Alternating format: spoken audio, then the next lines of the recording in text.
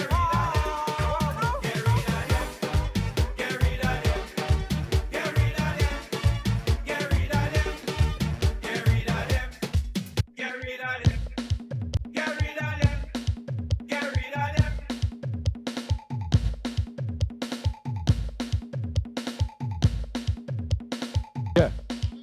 All right, mic check. 1, 2.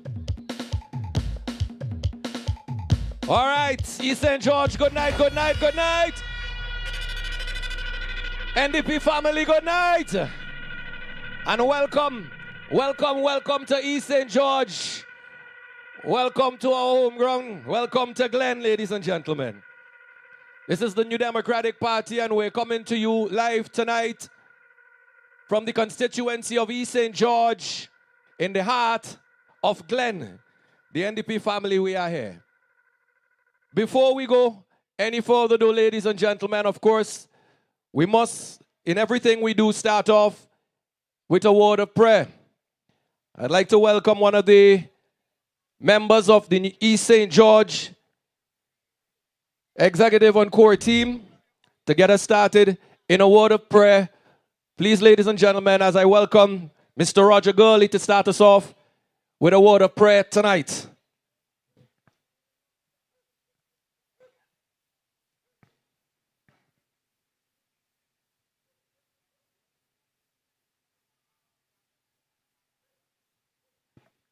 Good evening, everyone. Let's bow our heads in prayer as we invoke God's presence. Dear merciful and gracious Father, as we come before you this night to expose what has been said in our country, the things that have been said and done that we are not pleased and happy with. Dear merciful Father, we come before you this night as we ask your presence. We have our executive members before us, from the president and all other members and all the speakers. We ask that you bless their presence tonight and all who are here to share in this meeting. We ask that you take our members home safely, and all those who gather here, bless them as we go through this night. In Jesus' name we pray.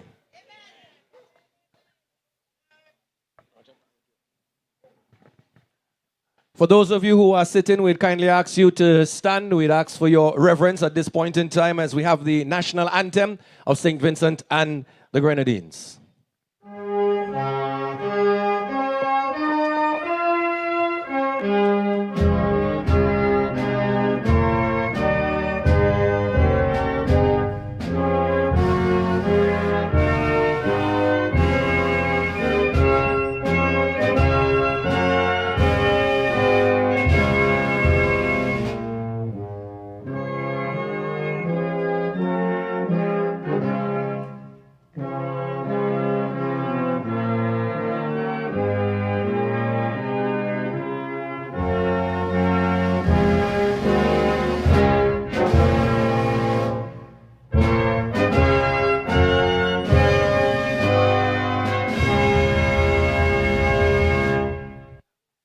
Thank you very much. Good night, ladies and gentlemen. NDP family, good night.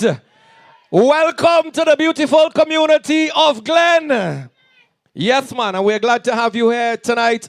And of course, we must acknowledge the presence of our president and leader of the New Democratic Party, leader of the opposition, and next Prime Minister of St. Vincent and the Grenadines, Dr. Godwin Friday, is in East St. George in Glen tonight. We must also acknowledge the presence of Vice President of the New Democratic Party. He hails from the constituency of Central Kingstown. Major, the Honorable Sinclair Leacock, is here with us tonight.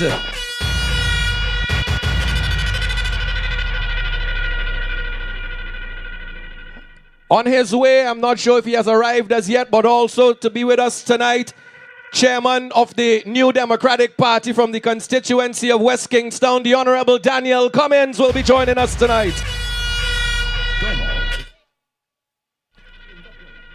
Of course, we are also here with other members of the New Democratic Party that will be contesting the upcoming general elections. Here with us tonight from East Kingstown, please make some noise for Dwight, the Honorable Dwight Fitzgerald Bramble.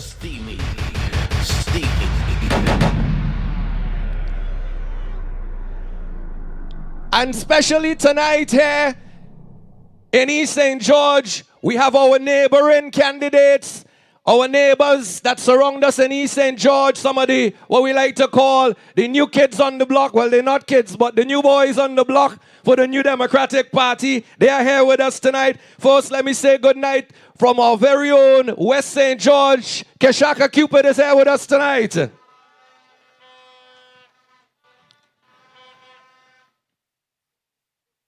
One of our other neighbors in East St. George is also here tonight, a man who's making serious rumblings in his constituency, and another show bona fide winner for the New Democratic Party to help form government in this country. Please give it up for Andrew Teach John in the house tonight, South Windward. And also, another constituency that borders East St. George is also represented here tonight. They're all here to give full support and full endorsement for your candidate in East St. George. Please give it up from Mariaqua. Philip Jackson is in the house. And we have some big endorsements from the New Democratic Party, ladies and gentlemen, because also speaking tonight, coming all the way from North Leeward with his crew, here tonight, Dr. Kishore Shallow.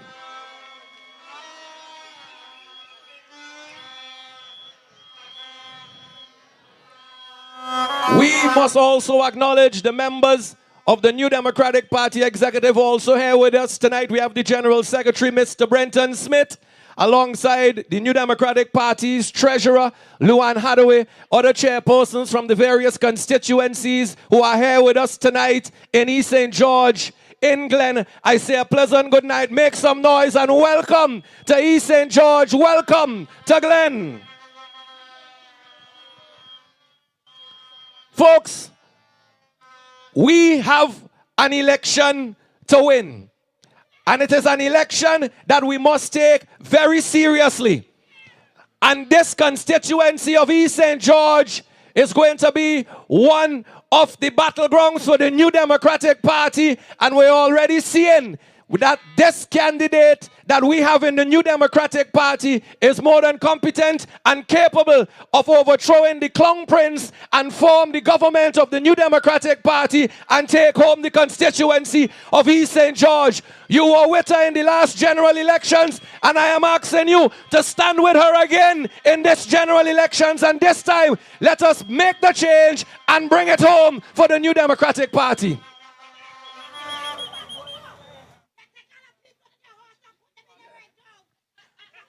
All right, bands. All right, bands. We hear you tonight loud and clear. We hear you tonight loud and clear. So for those of you who are viewing via the social media, via the stream, we encourage you to like and to share. And remember, when you're liking and sharing tonight, like with the blue thumbs up and share all the yellow hearts that you possibly can. We ain't want to see nothing red on the timeline tonight at all. So, without any further ado, ladies and gentlemen, we were supposed to, of course, start off with some greetings from the chairman, but what I want to do is just make a slight adjustment to the program tonight, and we're going to get the ball rolling with some dynamic speakers and some powerful presentations tonight. He is here with us, ladies and gentlemen, to solidify and, of course, to stand and to put his endorsement solidly behind Lavern, Gibson, Velox for East St. George. Ladies and gentlemen, please welcome our first speaker tonight, all the way from East Kingstown. Make some noise for Dwight Fitzgerald Bramble.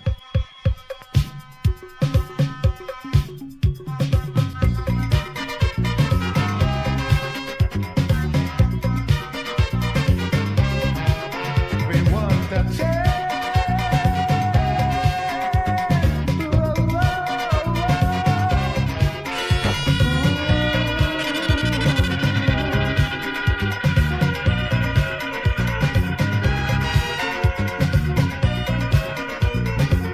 This is Caribbean Vibe. I heard you say the government mess up, mess up, mess up. All right, all right. All right, DJ, thank you very much. Glenn and East St. George, good night, good night. Good night, good night. Fellas right in front of me, good night. Fellas in front of me in the cowboy hat, good night. I get your attention there. Brothers and sisters, I am really thrilled to be here tonight. I want to first of all acknowledge the presence of our president, the Honorable Dr. Godwin Friday, the next Prime Minister of this country. And I have said before, words are powerful. So when we speak those words, we must mean them. Don't just say it because it sounds good. Dr. Friday is the next Prime Minister of this country. I also want to acknowledge the presence of our esteemed Vice President, Major Leacock, also my representative in Central Kingston. All of my colleagues, I don't know who all is here. I've seen Shaka, Brother Andrew John, and of course the lady of the hour, Sister Lavern Velox, who will be the next representative for this constituency of East Kingston. East St. George. Boy, I am so excited. I say, well, Velox, we could exchange, no problem. But we ain't exchanging this time. Listen, in the few minutes that I have, I want to outline to you why Sister Velox is the candidate of choice in East St. George and why it makes sense and why it will be the most effective decision you can make in East St. George to elect her as your representative in the upcoming elections. But before I start, I'm going to be a little bit uncharacteristic tonight.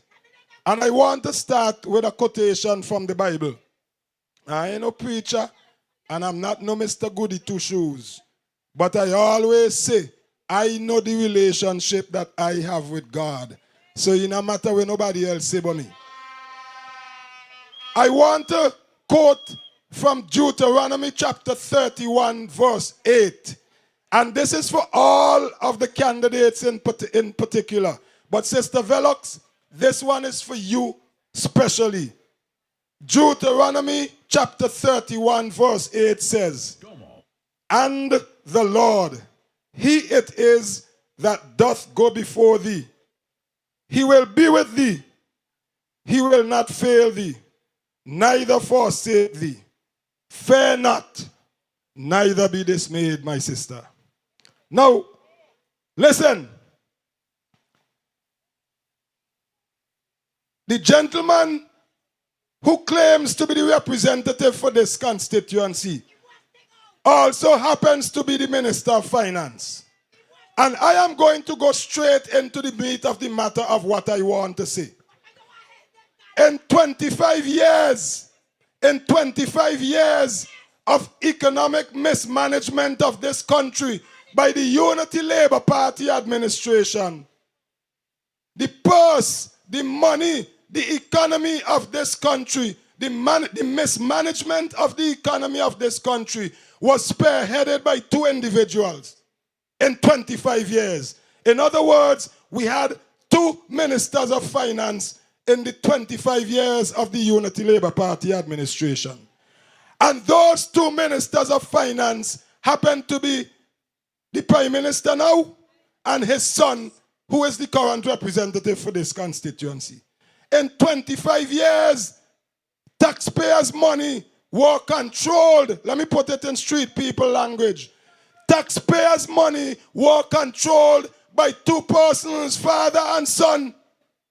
And look what we have benefited, or look what we have lost, let me put it that way, from their mismanagement. Let me just quickly tell you what they have given us as ministers of finance. They have given us the highest level of debt in this country ever. The numbers don't lie. And when you hear fellas like Major and myself start to talk about numbers, all they could do is try to talk about who this and who that and who not do this. All they can do is attack us personally, but the numbers don't lie. When the Unity Labour Party came to office in 2001, the national debt of this country was a little over $500 million. $540 million to be exact. In 2001. That is what the New Democratic Party government left 25 years ago. Today, the national debt of our country is close to $3 billion, which is $3,000 million. That is 5 times the debt that they met when the New Democratic Party left this government. And I wanted to sink in. I wanted to sink in. You know why I wanted to sink in? Because they have incurred debt in this country and they have not been able to show us how that level of debt is taking us forward and developing you and me as individuals. In fact, the situation has gotten so bad that we are now on the verge of being in debt distress. What does that mean? They say, for every dollar that your country makes, if you have to pay back more than about 60 cents out of that dollar to pay back your debt, then you have real problems. Right now in St. Vincent and the Grenadines, for every dollar that our economy makes, right now as I speak to you, we have to pay back, or we owe 93 cents out of that dollar in debt. So if we were required to pay back our debt today, all of it, every dollar that we have to pay 93 cents in debt. We only have 7 cents left. That is what the International Monetary Fund warned us about in 2022. When at that time, for every dollar that we earned, we only owed about 87 cents. So it was a little bit lower. And at that time, the IMF said, if you don't put your brakes on this thing, you will enter into debt distress. Debt distress means that you can't pay back where you owe. Situation so bad, the economy is so bad, and we're not making enough money to pay back what we owe. Can you imagine? You borrow $5 from your neighbor for go buy a pound of rice and something else. And you tell she you're going to pay she back Friday. And when Friday come, you don't have enough money for pay she back. What are you going to do? What would you do? The neighbor coming and telling you she want back she $5? That you're going to borrow 5 and pay it back. Well, that is essentially where we are approaching. So we would not be able to pay back what we owe. In addition to that, if we continue in this vein and get into the trap of debt distress, nobody ain't going to lend me no more money. And on top of that, the government, which is this Unity Labour Party administration, if they are allowed to continue after these elections, it's crap going smoke with pipe. Because if you enter into debt distress, a whole set of people going to go get sent home because they can't find money for pay them. Don't make the fool you. When you have a government whose main message is to cuss out the opposition, you know that their time has come. Their main message is that you should not vote for so-and-so because so-and-so can't do so-and-so. Instead of telling us, what have you done over the last 25 years to encourage us and to motivate us to go back, to vote you back into office? Nothing. Absolutely nothing. The 2 ministers of finance over the last 25 years, in addition to the level of debt that they have racked up, they have also created a level of unemployment in this country that is unprecedented. That means since this country's independence, we have not seen more people, especially young people, out of a job. And you know why that is happening? It's connected, you know. Everything is connected. The debt, the high unemployment, the high rate of poverty, they're all connected. People ain't working because there's nothing for them to do. The government is not stimulating the economy. We're borrowing, and we don't know, we have not implemented any meaningful economic initiatives so that we can earn money to pay back the debt. And because of that, people not working. High level of unemployment. And we can go on and on and on. But you know what these 2 ministers of finance said? The father said that we must make do with what we have. That we tell we, you know, make do with what we have. In this country, we have never had more people on poor relief than now. And they're going around and peddling this nonsense about, oh, when NDP win, they're going to take you off of poor relief. Don't believe them foolishness. If you have to be on poor relief, we will make sure that you are taken care of. Not only will you remain on poor relief if you have to, but we will double the poor relief every month. Right now they're paying you at $275. We will make sure that you get at least $500 in public assistance if you have to be on it. But if you don't have to be on it and you see the sense in getting a job or starting a business and making $1,500, $2,000 a month, wouldn't you prefer that than staying on poor relief for $500?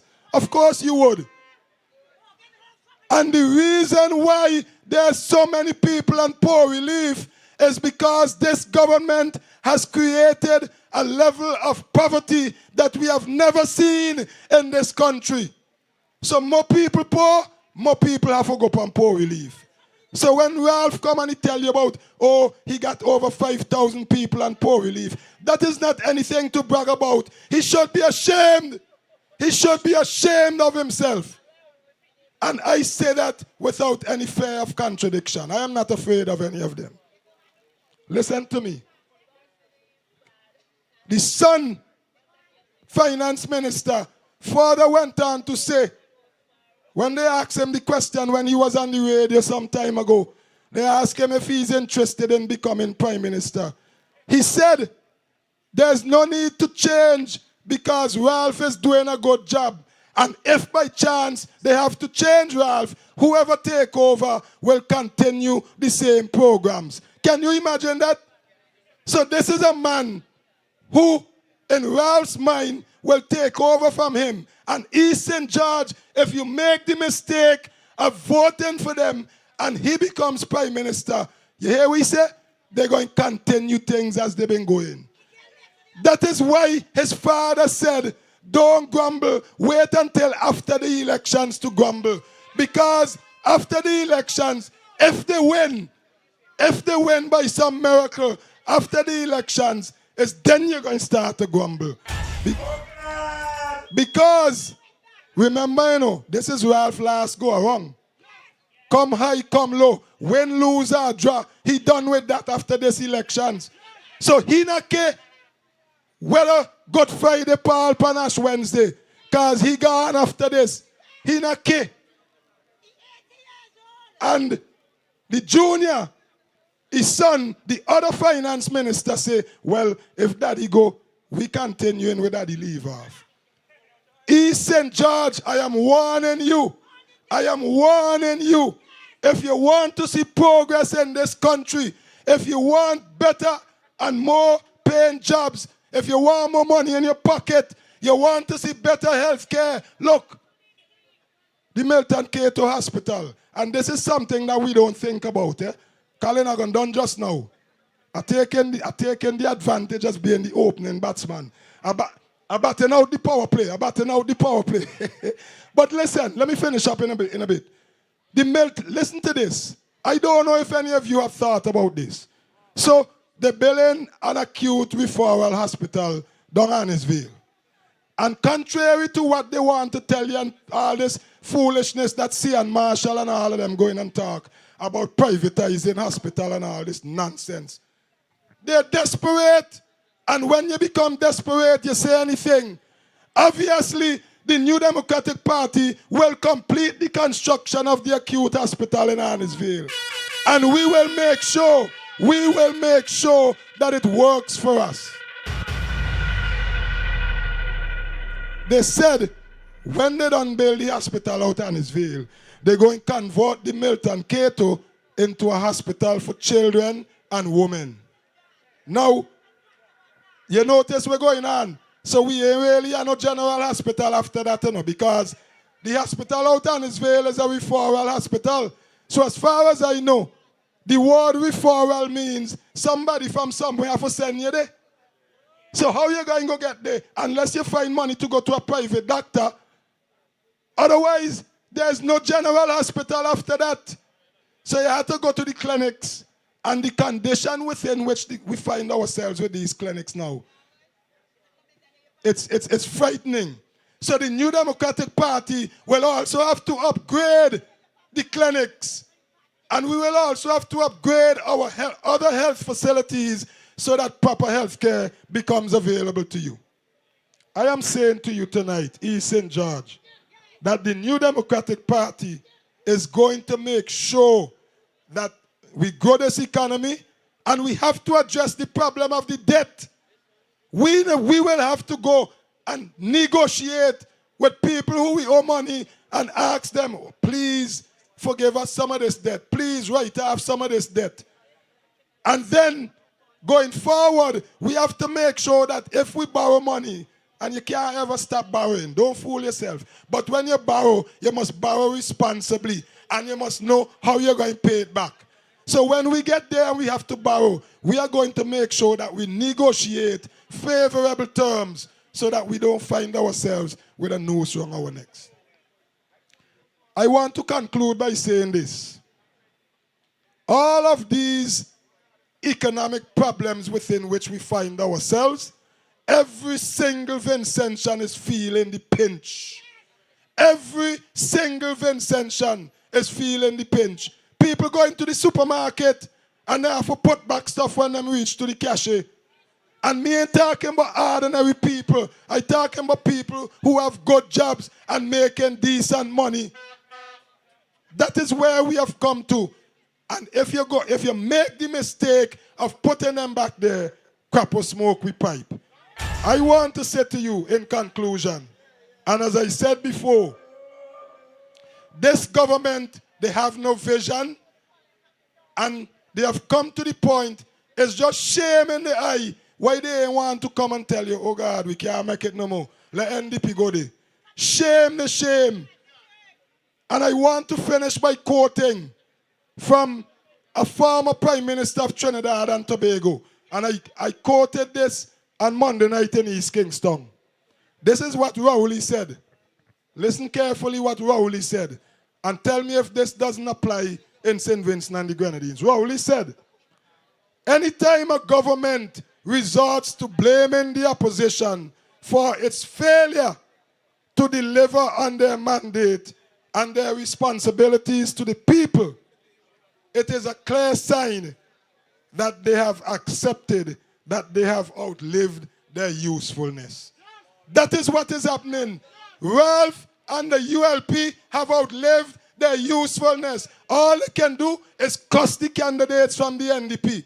That's all they can do. They have nothing else to tell us. And that is why we should send them home and give the new Democratic Party the opportunity to lead this country.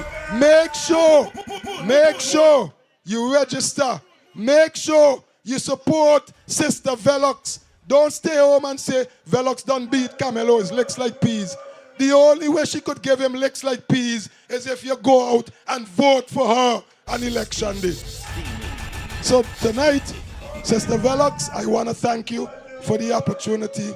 And I want to thank the people of Glen and the people of East St.George for having me.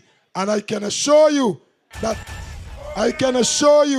on election night, I will be driving through here with Sister Velox, thanking you for the victory. Good night. God bless you. I love you. Hey! Hena! Play the tune, play the tune, play the tune. We nicing up Top Glen tonight. The new Democratic Party is here, ladies and gentlemen. All right. At this point in time, I want to go back to the program and get back on schedule, ladies and gentlemen, to bring us some greetings tonight here in East St. George. I want to welcome at this point to the podium the chairman of the New Democratic Party. Ladies and gentlemen, please welcome the Honorable Daniel Cummins, a.k.a. the Waterman. The Lord is my light and my salvation. Tell me whom shall I fear? The Lord is my strength, the strength of my life. Tell me whom shall I? Thank you very much. Thank you very much. Thank you very much. That song that I use, my friends, is very, very special to me. And I know it is very special to the vast majority of people in this country. And indeed, we are looking forward to the day when that strength will lead us on to victory, guided by the light from above. Let me say good night to the next Prime Minister, my leader, the Honorable Dr. Godwin Friday, my parliamentary colleagues, Major and company, and of course, most especially to the candidates who are going to see us to victory next time, and the lady of the hour, my very dear friend and next representative for this constituency, Sister Lavern Velox.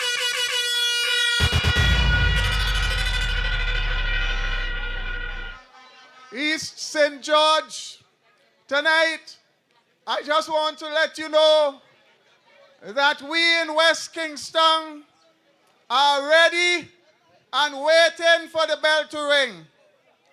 We don't know if and when they will put an opponent up against me, because so far we haven't seen anything worthy of commenting on.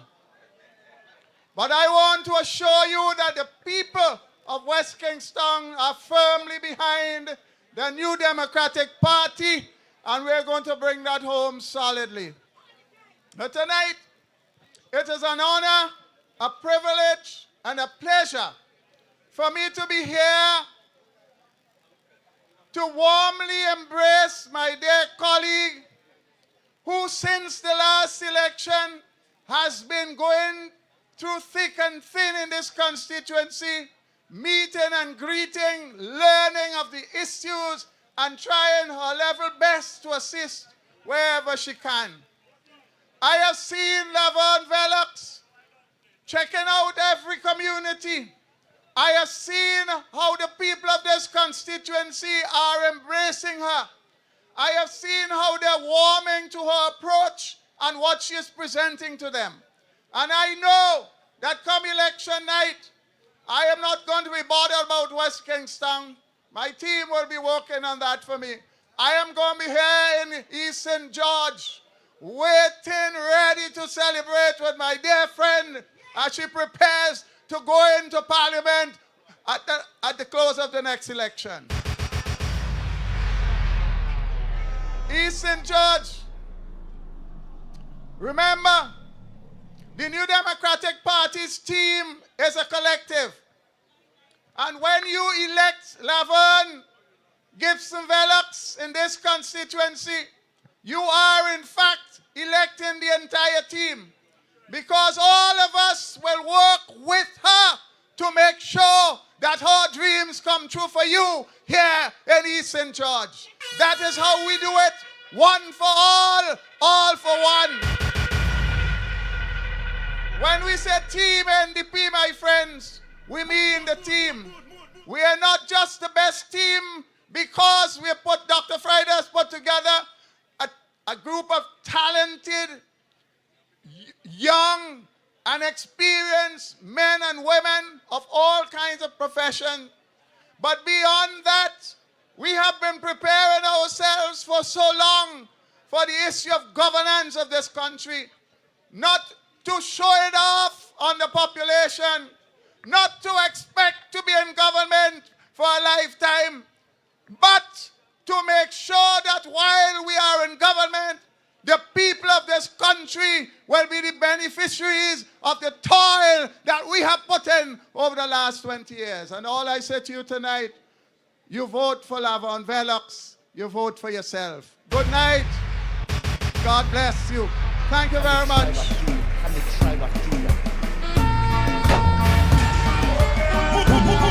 Yeah. Let them step. Let the tune and let the chairman step. Step for the chairman. Step. The Lord is my light, yep, and my salvation. Every whom shall I fear? All right. The Lord is my strength. This strength. And as we move along, ladies and gentlemen, because tonight we're making sure that we hitting you with the dynamic speeches from the members of the New Democratic Party. Well, you got East Kingston and you got West Kingston here tonight, fully endorsing your candidate for East St.GEORGE, Lavern Gibson Velox. But I want you to hear from the constituencies that border East St.GEORGE, because I am telling you now, for those of you on the borders of East St.GEORGE, I want you to listen carefully tonight, because this is not just an East St.GEORGE meeting and a message to you. It is a message to the rest of the team of the New Democratic Party on the borders of East St.GEORGE that this coming general elections, we must all work together collectively and effectively to make sure that we bring home the change and, of course, form the government that will run this country in the next 5 years and 10 years and 15 years going forward, because we need to make a difference in this country. So please, ladies and gentlemen, welcome one of the bordering constituencies of the New Democratic Party and of East St.GEORGE. Ladies and gentlemen, please welcome the man who is making a stir in the constituency of South Windward. Ladies and gentlemen, he continues to rattle and shake them in the constituency and put down his stamp solidly. He is going to teach them a lesson in South Windward. Ladies and gentlemen, welcome Andrew Teach, John, let the tune them play. Let them know what's going on.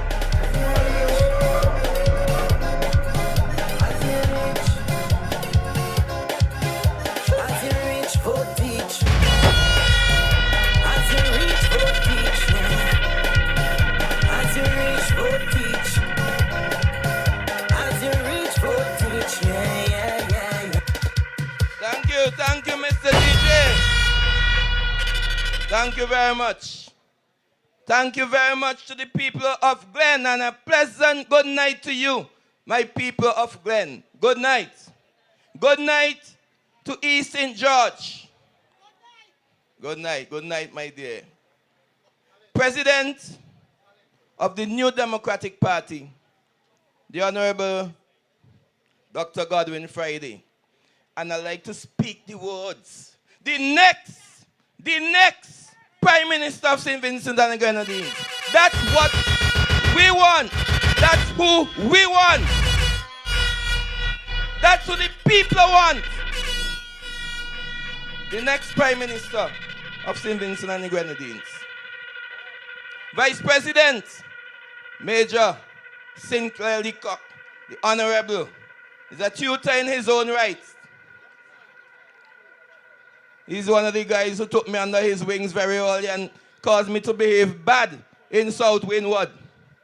And right now, we continue to make waves in South Windward because bet your dollar we are going to ensure that South Windward comes home for the next general election. And the people of South Windward are saying so because they have been so badly neglected. We mean to make that change. Chairman of the New Democratic Party, Brother Cummins, Honorable Daniel Cummins. There are so many candidates here tonight. Can't call all the names, that's true, that's right. But let me greet all the candidates who are here. The Honorable Fitzgerald Bramble and all the others. Now the New Democratic Party, of which I became a member. I am so proud to be a member of this party, this loving party, with all the experience and all the young, vital, vibrant candidates who are coming on board. This is the team to take the country forward. And I want all of us Vincentians to assess, make your own assessment. Look at the quality of your candidates. Be wise in this upcoming election. First thing I knew of Miss Velox, didn't know her until the last general election. When she came in a few months and caused the representative at the time to cry. He cried because it is felt that he lost his seat. And so I am here tonight to endorse Sister Velox. And I want you to know that Mrs. Velox is a loving woman. She is caring. She is a caring person. That's what you need in government. People who are concerned, people who care about you.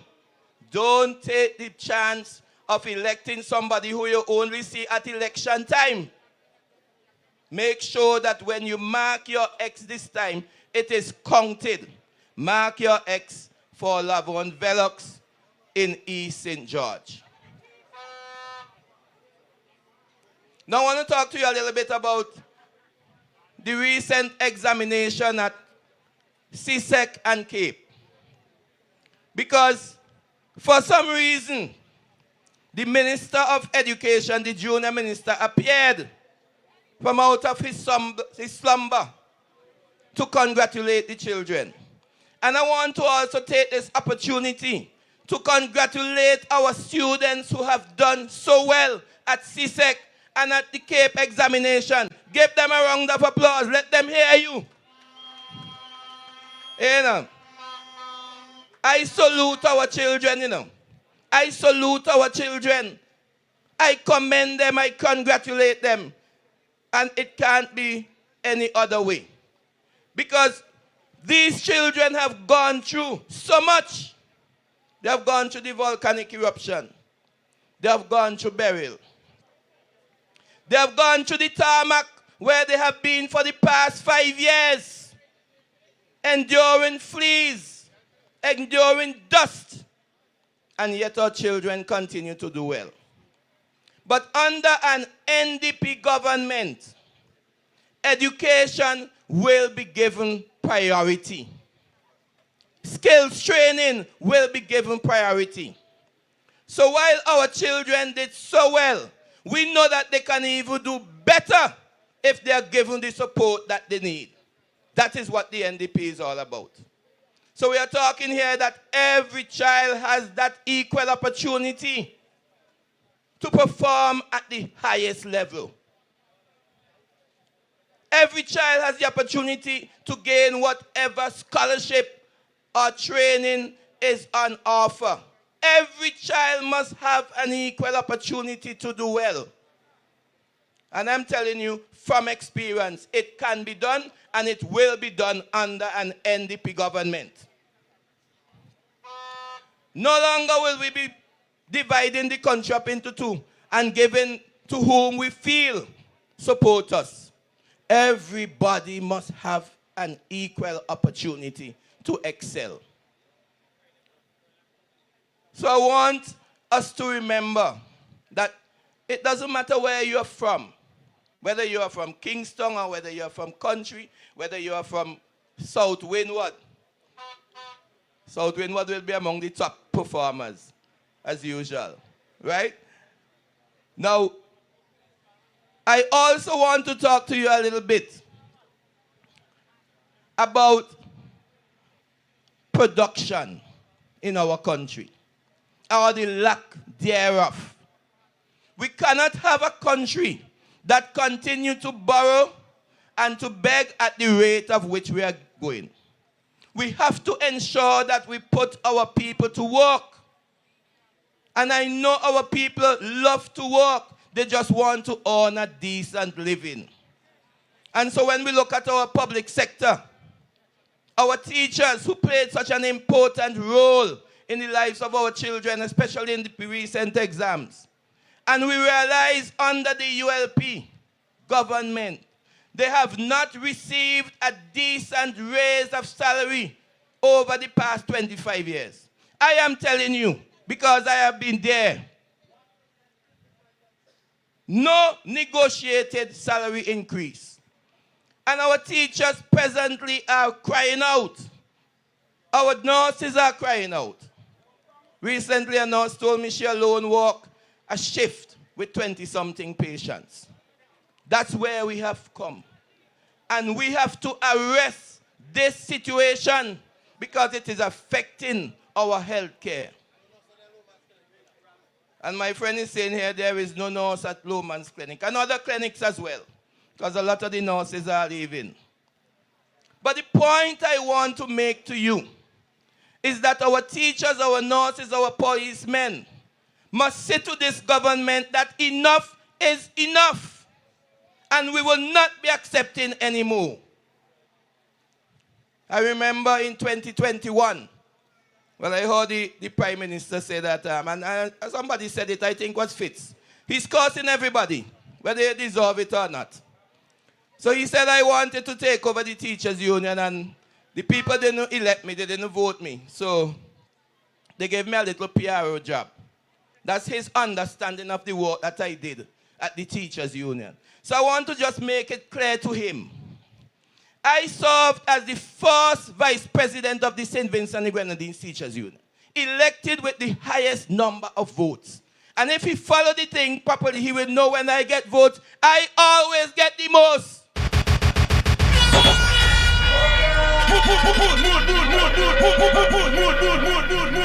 What he's talking about? You should follow that trend. I further went on to work as the Industrial Relations and Research Officer at the Teachers Union. So in 2021, when the strike was organized against the vaccine mandate, you remember that strike? Certain things happened in that strike, which I don't even want to talk about. But that strike in 2021, I was one of the main organizers as Industrial Relations Officer. I don't know what he's talking about, PRO. Industrial Relations Officer was taking care of that. So he should remember, because I know he had a special role in that strike, 2021, when they introduced that vaccine mandate. Now, as public servants, we have suffered enough under this government. We have suffered enough and we are not going to be taken anymore. This is your time. This is our time. This is the country's time. It is St. Vincent and Grenadines' time. Let us stop the wanton waste, the mismanagement of our resources. Let us take the country into our hands. So I go back to where I started, and this is where I'm going to finish. The children must speak for themselves. You don't want any minister of education who didn't provide for you to come and tell you how well you did. You know how well you did. And you know that you could do better. You can do better once you are given the right opportunities. So I'm going back there in this upcoming election. Ensure that you go to the polls after registering. Ensure that you go and you mark your X next to the key. If it's South Windward, look for the key. Look for Andrew John. If in East St.GEORGE, where we presently are, don't make the mistake you made the last time. Overwhelmingly mark your X next to Mrs. Lavern, Gibson, Velox. Mark your X. Mark your X next to Miss Velox. And let them ball from Windward come down. Let them ball now. They will ball blood next. I thank you, Miss Velox, for having me here tonight. And I thank the NDP, my family, a loving family. This is a loving party. Don't let nobody tell you otherwise. This is the party which is going to take us into the future. Thank you very much, ladies and gentlemen. And you have a good night. We're changing this government. As you read. As you reach. Where the horn them? I can't hear the horn them. I can't hear the horn them. There we go. Yeah. Come on now, man. All right. All right. Here now. You see election night when the results start to roll in. When you see the results start to roll in, you don't know what's going to happen. We coming down from North Windward, South Central Windward, then we reach in South Windward. And you see East St.GEORGE, we coming down from Glen and South Windward, and everybody we meeting up in Caliacqua. And then from Caliacqua we going all the way, we reach in Arnesville, and we meeting up with West St.GEORGE. Then we meeting up with East Kingston. Then we moving into Kingston and meeting the whole of Leeward side. And we going to turn the whole of Kingston yellow till next morning and the sunrise come up. Dawn of a new day in this country with a new Democratic Party forming government. So all ready up all yourself. Ready up all yourself, ladies and gentlemen. And when I say, when we reach in town, we meeting up with the whole of Leeward. All you think is joke I'm making? Because right now our next speaker coming all the way from North Leeward to be here with us tonight to endorse your candidate for East St.GEORGE. Make some noise for Dr. Kishore Shallow.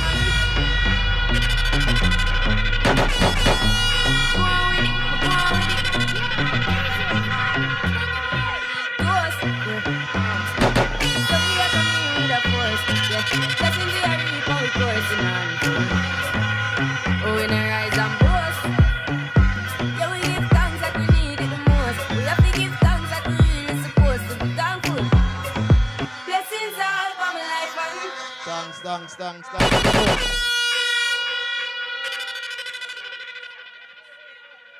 Good night. How you all feeling tonight?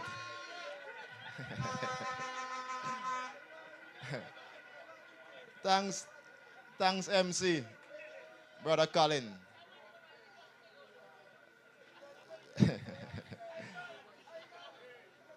Let me recognize our president, Dr. Friday, our vice presidents, the great Major, Nature, and all the other colleagues, and special, obviously, good night to Sister V. I normally call her Sister V Teach. Are we talking about Sister Lavern, Gibson, Velox? Good night, my big sis. Listen, everywhere I go in this country, ever since I've been elected as a candidate for the New Democratic Party, I've been greeted with nothing but absolutely love. Absolute love. And I know that my colleagues, whether it is Conroy, whether it is Philip, whether it is Teach, the newbies, Philip, the new ones, I know you all feeling the love every time you all go around this country as well. And I want to say that from the bottom of my heart, I am extremely grateful for the love and the support. So thank you, everyone. Now, you all see the North Leeward people. They everywhere. Right, Bigger? The North Leeward crew everywhere. And as we talk about love, right? In North Leeward today, driving through one area, walking through another, I hear the kids them shouting up shallow. Major, you know, when adults speak, you could question and take things with a pinch of salt. But when you hear it from the children them, you know it's genuine love. Genuine love. And so I can speak with conviction that certainly the people of North Leeward love and continue to support Kishore Shallow and the New Democratic Party. Now, Sister V, whatever happened from here, I'm blaming you. Because when you put me to bat at number 4, I feel like Brian Lara. And you know Brian Lara is shots. So whatever happened now is your fault. All right. So, I want to speak tonight about the shortcomings of the Unity Labour Party. And I can't speak about their shortcomings unless I mention the leader. So, permit me to talk about him a little bit tonight. Most of it going to come next week, Thursday and Fit Tuesday, but I'll just touch on it tonight. And then also I want to tell you about the exciting new economy. And then we're going to talk about Sister V. And I will tell you all how long I know her. This ULP administration that we have, and I just have about 10-15 minutes, they have failed us in so many areas that if you come here and you try to pick one to talk about, it is difficult. Because there are so many. But I want to talk about crime. Because I think it is fitting for this era. You good, Demo? All right. When you have the Prime Minister, who is the Minister of National Security, and that era has continued to fail Vincentians, shouldn't we hold him accountable? Shouldn't we hold this Prime Minister accountable? I tell all you what, when we went in Victoria Village, up by Teach the other night, Major, you step on the platform and you spoke in the capacity of the Minister of National Security. And in that brief moment you spoke, you have succeeded and surpassed every single effort that failed Prime Minister has achieved over the last 25 years. In that brief moment, What you did there, he has never done that. Addressing the nation, addressing crime in our country. In fact, someone told me that it shouldn't surprise us because the Prime Minister himself goes around saying that he's the most loved man in St. Vincent and the Grenadines. But yet, no, he tell you so. That is what he says. But if you watch him, if he pass it now, he has about 4 vehicles following him. He is the most secured individual in this country.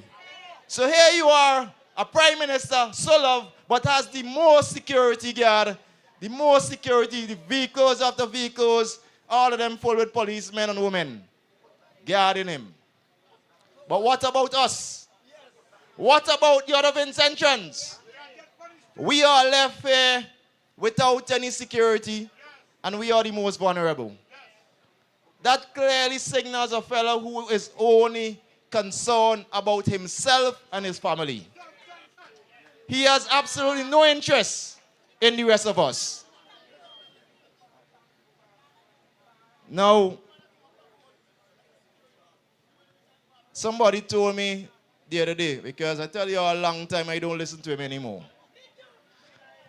And continue not to listen to him. But somebody asked me, why did I say I don't listen to him anymore, my brother? Nessa, somebody asked me why I don't listen to the Prime Minister. I told him that this government has been there since I was about 14, 15 there about. And as someone who always has keen interest in national policies, I observe the leadership of this country, observe the government. And I could tell you, my brother, that ever since I've been listening and observing him, it is the same thing on repeat over and over and over. It is the same pattern, the same formula I have observed over the years. 3.5 years, nothing from him and his ministers. Total neglect. But the last 15 months or so, they're running around like headless chicken. That is not the same thing you are seeing now. 3.5 years of every term. The last 5 terms, 3.5 years. Nothing at all being done. And then the last 15 months, 10 to 15 months or so, they're going around. Man riding donkey, man doing all kind of thing. You wonder where really going on. All kind of thing they're doing. Eh? We ain't talking about it tonight anyway. Sister V, I listened to the last budget. And I hear the Minister of Finance brag and boast and pamper set jump up and down. Roads budget, East St.GEORGE budget. So see me now looking to hustle up the road now. See me trying to hustle up here, expecting highways up here. I had to be dodging holes.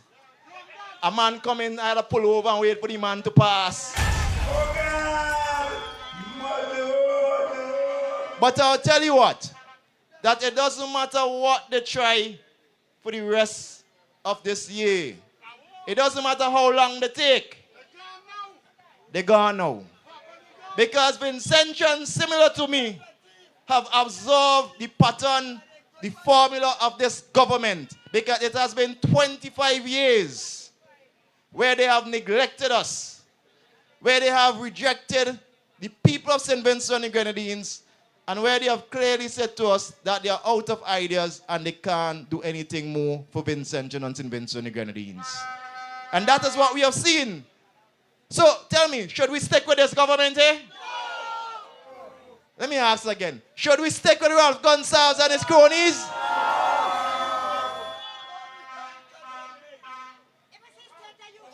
And even if some people are still considering, all you need to do is look on the other side. See who is an offer. See the other team that is putting themselves forward to you to serve in your interests. We're led by a man who clean like whistle, Dr. Friday. Clean like whistle. Then you have the experience in Major, Chairman Cummins, Nature, and you come right down to Fitz. You just think that Fitz is a young boy, but Fitz anything long time too. You know? And then you talk about the new ones who just entered on the scene. And you see the energy where people like Conroy bring in. Kashaka, a sportsman, an astute administrator. Right down to every single song, every single soul. Philip, I know you're coming on, so you can tell them, boy, I ain't need to talk about you, my partner. Everybody know about you. So here you are, with a failed establishment, we calling them. A failed government of 25 years compared to a competent, experienced team who is people-centric. Meaning that we are here simply to serve you. Simply to serve your needs. And this is why we talk about the exciting prospects like the new economy. Because what the new economy is going to do for Vincentians, every boy and girl, every man and woman in St. Vincent and Grenadines, is create opportunities, whether it is in sports, and we know we have very talented sportsmen and women from St. Vincent and Grenadines. We're going to create infrastructure systems in place to ensure that it's conducive to development of our people. You also talk about the creatives, because we have extremely talented people in this country. We're going to create opportunities for them as well. And we're talking about digitalization, which is going to create tremendous opportunities for employment. And employment in some cases from the comfort of your homes. The new economy simply, and we're calling it the youth economy. It is going to transform St. Vincent and the Grenadines so that Vincentians could be proud again of being a Vincentian. Vincentians could be proud again of being from St. Vincent and the Grenadines. And you could go all across the world and brag that you come from St. Vincent and the Grenadines. Now in the last couple minutes I have a Sister V, she probably can't remember this. When I became president of the ST.GEORGE Cricket Association around 2014 thereabout, at the very first award ceremony we had, I invited Sister V as our guest speaker to do the keynote address. That is how much respect I had for Sister Lavern Gibson Velox from ever since and before. And she will tell you that even before that, my daughter, I have a car, she Nenny. It's the godmother. Major, you didn't know that, right? I'm telling you, she keeping secret from you. You talk about a hard-working Vincentian lady, a proud Vincentian, who has been working for you before she came into politics, and even more since she became your representative. And I'm saying representative, I'm not saying candidate. Because she has been walking around this constituency, representing the people, whether it is to us inside the party, telling us what she wants us to do to transform East St. George. And she go around and she knows how to get through and get things done for her people, even though she's still in opposition. A very disciplined woman who has gone through difficult times and understand the people of St. Vincent and Grenadines right through the country. That is what you want. You want someone who is capable of sitting down and understanding your trials, understanding your struggles, because she herself has lived through those.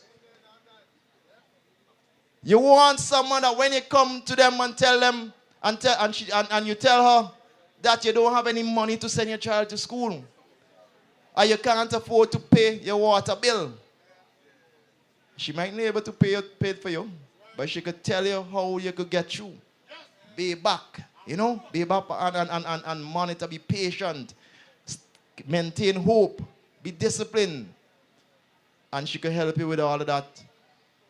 And in some cases, get it done for you. Unlike a man who born with a gold spoon in his mouth. Unlike a man who everything has been handed to him on a platter. So isn't it an easy choice? Somebody who is spoiled, somebody who doesn't care about you, who stays in his house and doesn't come out to meet and interact with you, or a woman who is there for you in your times of need. That is the person who I believe St.GEORGE should and will vote for. Agreed? You are going to vote for Sister V?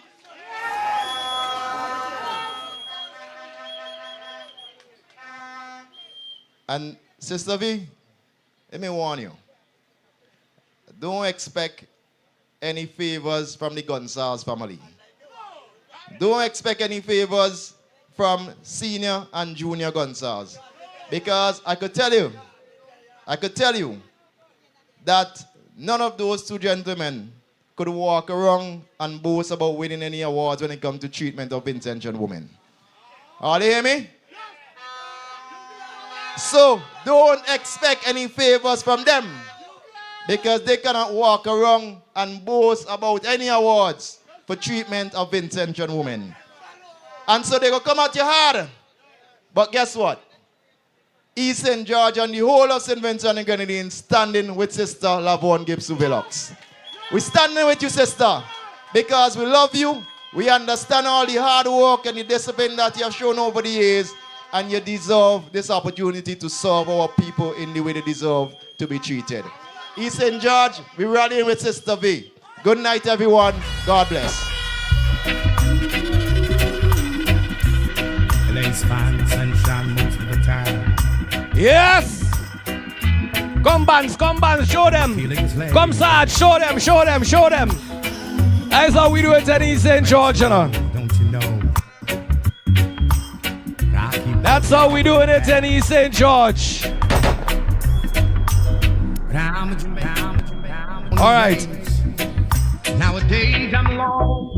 We're gonna move on because we're moving sharp and swiftly tonight, ladies and gentlemen. We in St.GEORGE and we ain't making joke. I want to bring to the podium at this time to bring some greetings to you. He is one of two vice presidents who is here with us tonight, coming from Central Kingston, ladies and gentlemen, to bring some greetings for your candidate and to send home the message in St.GEORGE of a victory for the New Democratic Party. Please welcome Vice President Major, the Honorable St. Clair Leacock, ladies and gentlemen.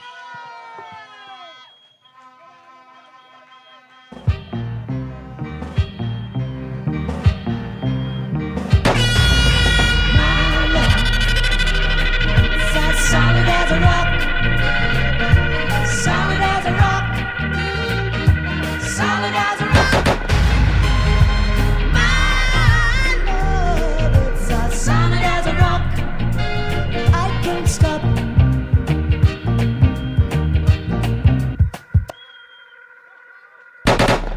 Wow. Good night. Glen Fay Hall, Calico, St.GEORGE. Tonight is not Major's night. Tonight is my night off. And so I had to obey this wonderful lady, my sister Lavern, and say a few welcoming remarks on behalf of the people of Central Kingston. Dr. Friday, I'm not seeing you. I know you're in the crowd. You're right there. My political twin, Daniel Fitz, Kishore. Well, I know I like the position they put in the bat in order now. Steady. So real lovely shots tonight. Executive members is Smith and our treasurer is here and South Windward. Everybody seems to be around Shaka, yeah? Philip. All my friends. The North Leeward chieftain here too, yeah? The North Leeward posse. It's a big crowd. I just want, in bringing greetings from Central Kingstown, to remind my sister, my colleague, Lavern, of how important is her job in this election. I think Daniel said it quite right, that she could be assured that when she wins this constituency, she would have the support of all of her colleagues. But Daniel, I think it is more than that. And it may be a good thing if the results comes in only for East St. George. Because when Lavern wins, we're in government. And you know my position already. We have 6. And we're looking at the newies. I think that's what Kishore called them, the other 9. Anytime here we win 1, much more to 2 out of that 9, Company Street right away. But tonight, I want to say I know Lavern quite some time. She's a Montrose girl, where myself, and we had a particular kinship in that village. I also knew Lavern because when she was at the bank, I worked for that bank to clean the bank. So that's good chemistry. But they gave me a chance to see Lavern up close and personal. And I will never forget, I think it was 2013 when we had the Christmas floods. And when I was a little bit on the slow side to get down to the bank, and I got there and I saw her in water boots and mop and broom and bucket trying to take away my work. I said, "What's going on here?" She said, "Major boy, you're sticking." You know? But the truth of the matter is, in this campaign, in this election, I'm so happy that Central Kingston played a role in where Lavern is tonight. But whereas the other side are running 1 or 2 women in their campaign, we in the New Democratic Party don't see Lavern as a token to the political process. She is front and center of what women mean to us in the New Democratic Party and what women leadership means to St. Vincent and the Grenadines. And I'm absolutely confident that in the great tradition of the women who have served this party before, and I could go back before that, Mamie Josh and Comfort with Hutchison and Stephanie Brown, Yvonne Francis Gibson, Jeannie Oliver, a whole list of outstanding women, you're going to get higher and higher levels of service in St. Vincent and the Grenadines. But hers is a special challenge. And I think one of my colleagues said it earlier. Because she comes at a time in the history of our country when we have to make that change. And we've been saying it for some time. But as the campaign moves on, we are seeing more and more that urgency to help some of our friends get off of the Gonzalez plantation, the Gonzalez estate. And to send a clear signal to that family that they don't have a title deed to St. Vincent and the Grenadines.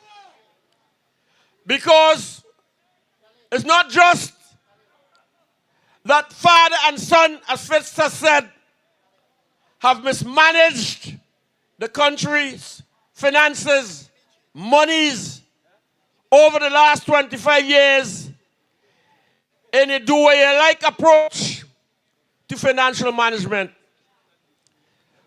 We haven't taken the time out to see how much and the extent to which they have brought us to our knees. I said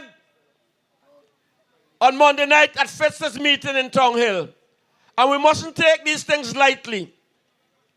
Joshua built schools for us as we came out from adult suffrage to statehood independence to where we are today. Cato, of blessed memory, built more schools. Mitchell added more schools. Eustace did his part. And in 2025, nearly 75 years after we took charge of our own affairs, Camilo and his father is going all the way out there to Saudi Arabia to beg for $4 million to fix the schools in St. Vincent and the Grenadines. Just think about that. It's a crying shame. No country, absolutely none, that is worth its salt should be begging or borrowing money to take care of the education of its people. It should be a first priority towards our national development.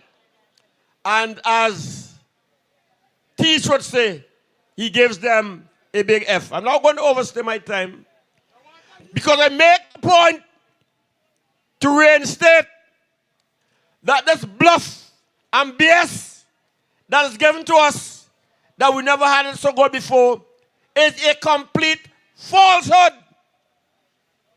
A few weeks ago, when they wanted $100 million for the port and barrel and roads, $100 million, they didn't have $1 million for themselves.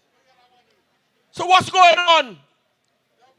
What's becoming of our taxes? What's becoming of the nation's monies? Iger likes to make a point that I brought to our attention. The Saudi Arabians wanted to give them $48 million. They said you could get it, but you have to put up tree. They went and borrowed the tree. So where the money gone, as E.G. Lynch would have said? If you left St. Vincent and the Grenadines in the hands of Camilo and Ipopa,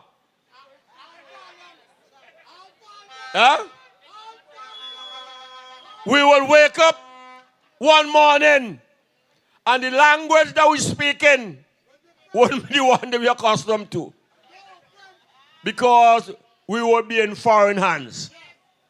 So in this election, let's make our assurance double show. Vote Sister Lavern Velox.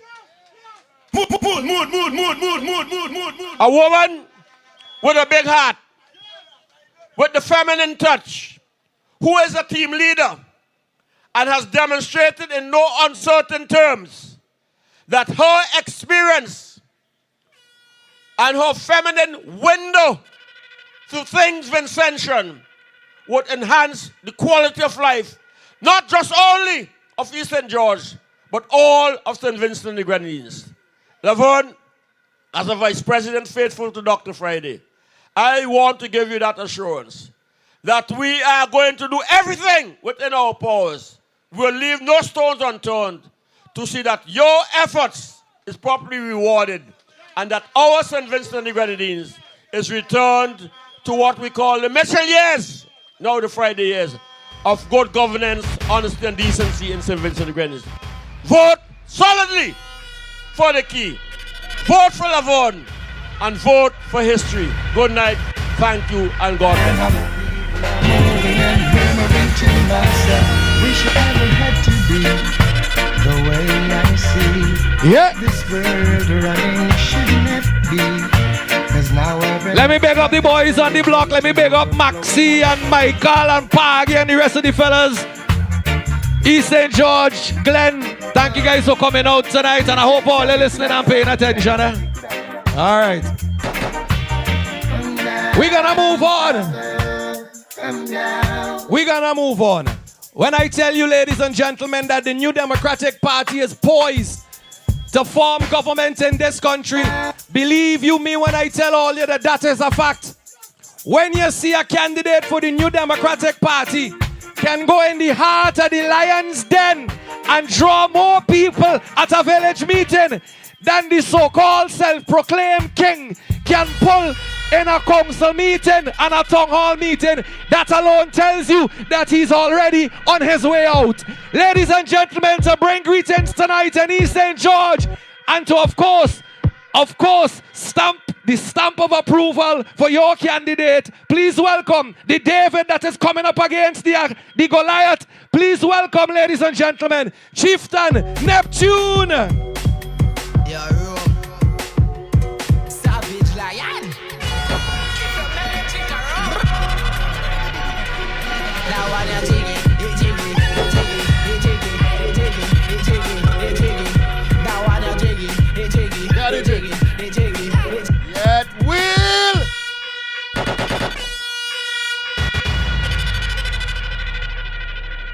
Beautiful people of East St. George, I want to say good night to each and every one of you. I want to thank my sister, Mrs. Velox, for having me here. I heard the vibes was nice, so I say I had to pass through to see what's going on. I hear Sister Velox have it locked down here. Dr. Kishore Shallow tell me that. So I say, you know what? Let me come and see it for myself. Now, to the people of East St. George, this election is a very serious election. I want you the people to know that you have to come out in your numbers and vote and vote and vote. I can't stress this enough. You have an entitled gentleman who don't know St. Vincent from whence it came. But he came here and his father, I don't have to tell you the rest, but he's entitled because of his father. But he's St. George. You have with you your very own Mrs. Velox, who would have grind from day one, work hard to develop people of St. Vincent and the Grenadines. Not just herself, a decent, I'm going to say, young woman. She came from decent people. You hear that? But more so, the new Democratic Party. We are telling you, the people of East St. George, we know your plight. We know your struggles. And you have been hearing us time and time again, telling you what is our mission. And our mission is to bring you, the people, with us into a brighter tomorrow. We are here to work for you, the people. We are here to work together with you, the people. So East St. George, I, Chieftain Jamel Neptune, am so proud to be part of this team. I'm so proud to have Mrs. Velox. Listen, I can't tell you all enough how much she nurtures and cares for me. So what will she do for you, the people of East St. George?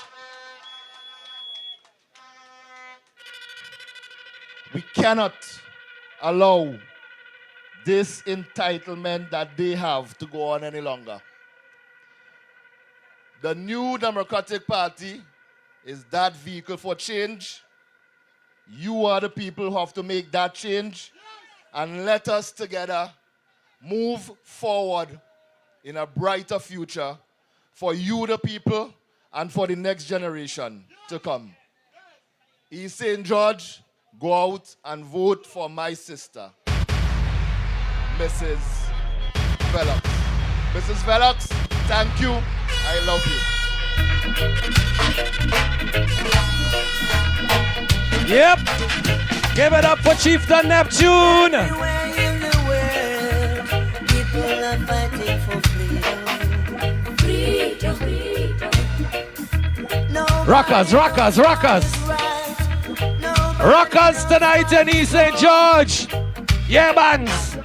Rockers, dip and go down so. Yeah.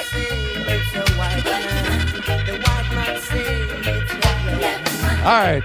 Pull up, pull up, pull up. We have plenty time to enjoy ourselves later on. Because we're running a tight shift tonight. Okay. Folks, the next speaker that I'm going to bring up again is one of the new guys on the block for the New Democratic Party. He's one of the bordering constituencies of East St. George. I want to tell you, we're working as a team effort, going forward, bringing home the victory, you know, because we ain't taking no seat for granted this wrongs. We're going for every single one of them this wrongs, ladies and gentlemen, because we must form government going forward, because we can't stand another 5 years under this kind of pressure in this country. They must go this wrongs.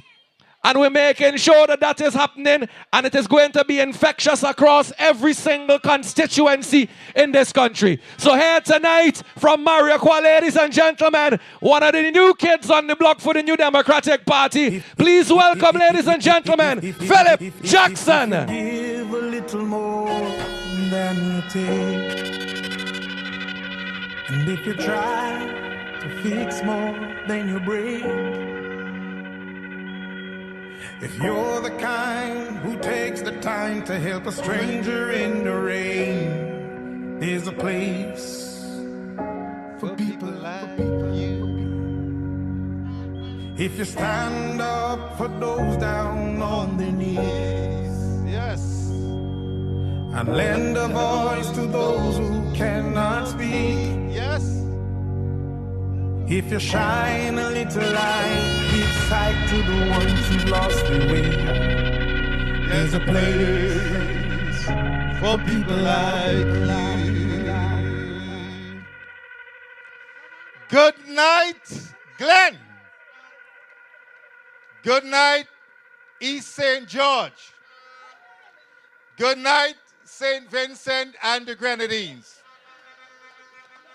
I am absolutely happy to be here tonight standing on Sister Lavern's platform. But before I speak about the lady of the night, I just want to greet some of the gentlemen on Team NDP. Dr. Friday, happy to see you. Now let me tell you something. We have in waiting a prime minister who we can trust, who we can believe in, who we can depend on to take the affairs of this country seriously and lead St. Vincent and the Grenadines as a team. So Dr. Friday, I'm very proud to be serving under your leadership. And next to Dr. Friday, we have a group of men and women like Chairman Cummins, an engineer of repute across the region, a man who has led the water industry in St. Vincent and the Grenadines to newer and higher heights. Then we have Vice President Dr. Sinclair. Sorry, I think I know why that doctor came in, you know. Major Sinclair Leacock, my big brother. Well, he has chosen me as his little brother. Dr. Shallow. We have Fitz. I want to just greet you tonight. But East St. George, I'm going to do 3 things tonight.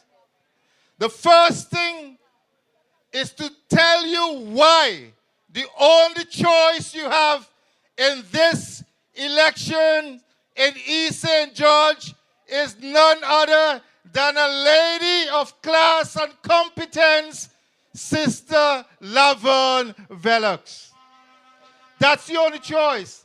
Then I'm going to talk to you about how the ULP's mismanagement of 2 critical sectors is affecting your life here in East St. George. I want to talk about how the neglect of the education system leads to delinquency and crime.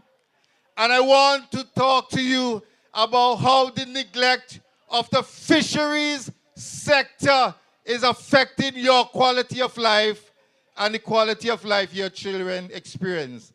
And I'm going to finish up celebrating Team NDP with Lavern, Velox, and why, as a people, that the only choice we have for a brighter future, a transformative future, is Team NDP. Now, Kish, in case you didn't know, my daughter, Preston Jackson, also has the same godmother. You didn't know that, right? Well, now you know. You know why? Because you and I recognize class, right? And Sister Velox has class with a capital C. Now let me tell you, Glenn and E. St. George, why the only choice in this election for you is Sister Velox. The lady is caring. If you ever been around her long enough, you will know it almost in the very first minute that this is a lady who cares deeply about people. Not only that, she cares about when she was at the bank, she cares about her staff, because I used to visit there and I know how she took care of them. So if you're looking for somebody who cares about you and your children, then the only choice again is Sister Lavern.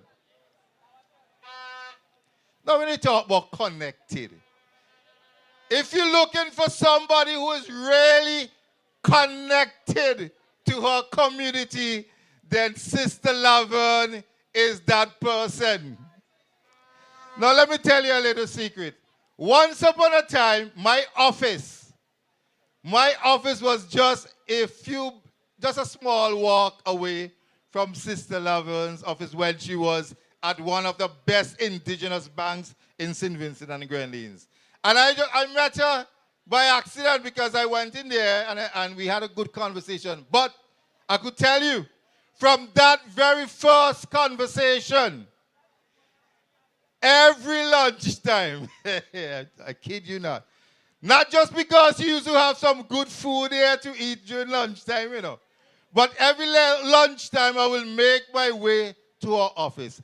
And I was amazed at how connected to her community and St. Vincent and the Grenadines Sister Velox was and still is.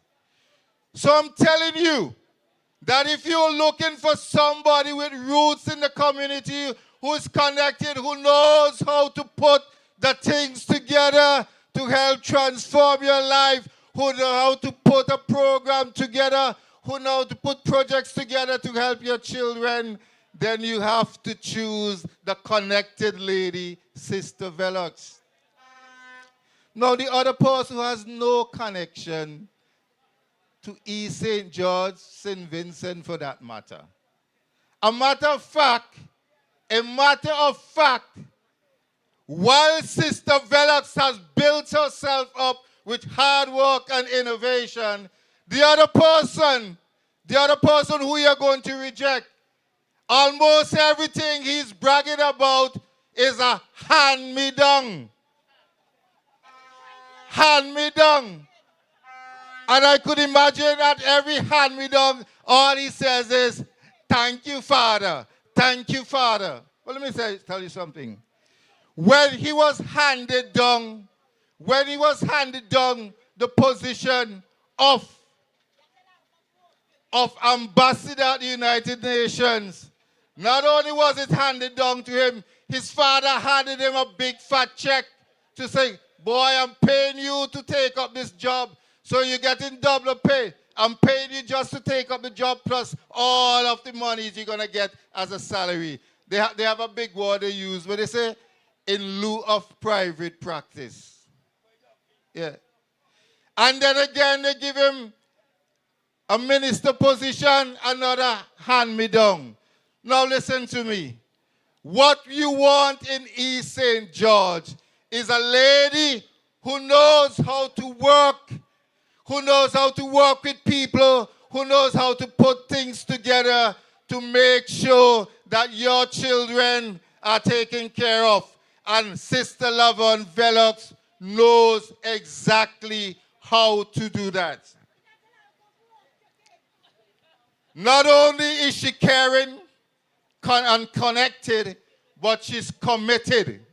Major mentioned that iconic photograph that we all saw on Facebook with Lavern in a water boots. Because she comes from a family of hard workers, leading the pack, leading her team, making sure that the bank is secured and the other buildings next door are secured. That's commitment and leadership. And that is what Sister Lavern is going to bring to her representation of you.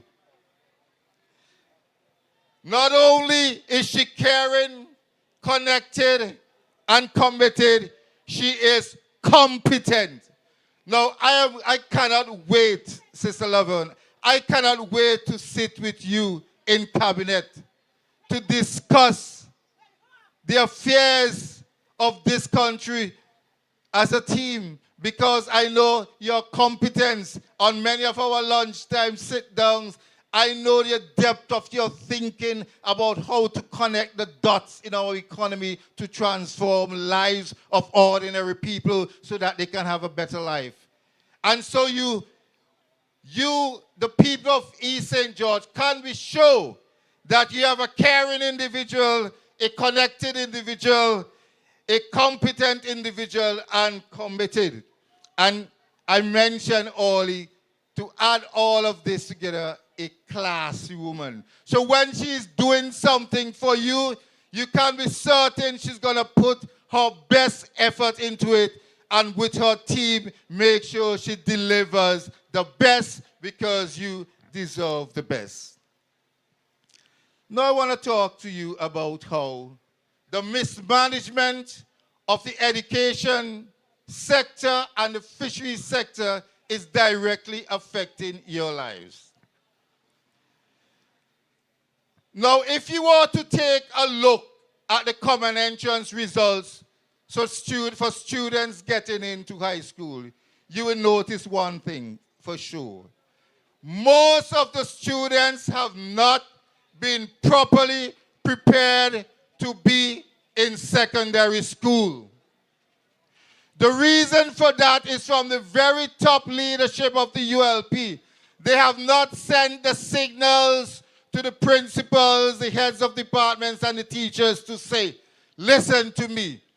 We have 7 years to take our students in the primary school to make sure that by grade 6, they are ready to take on secondary school.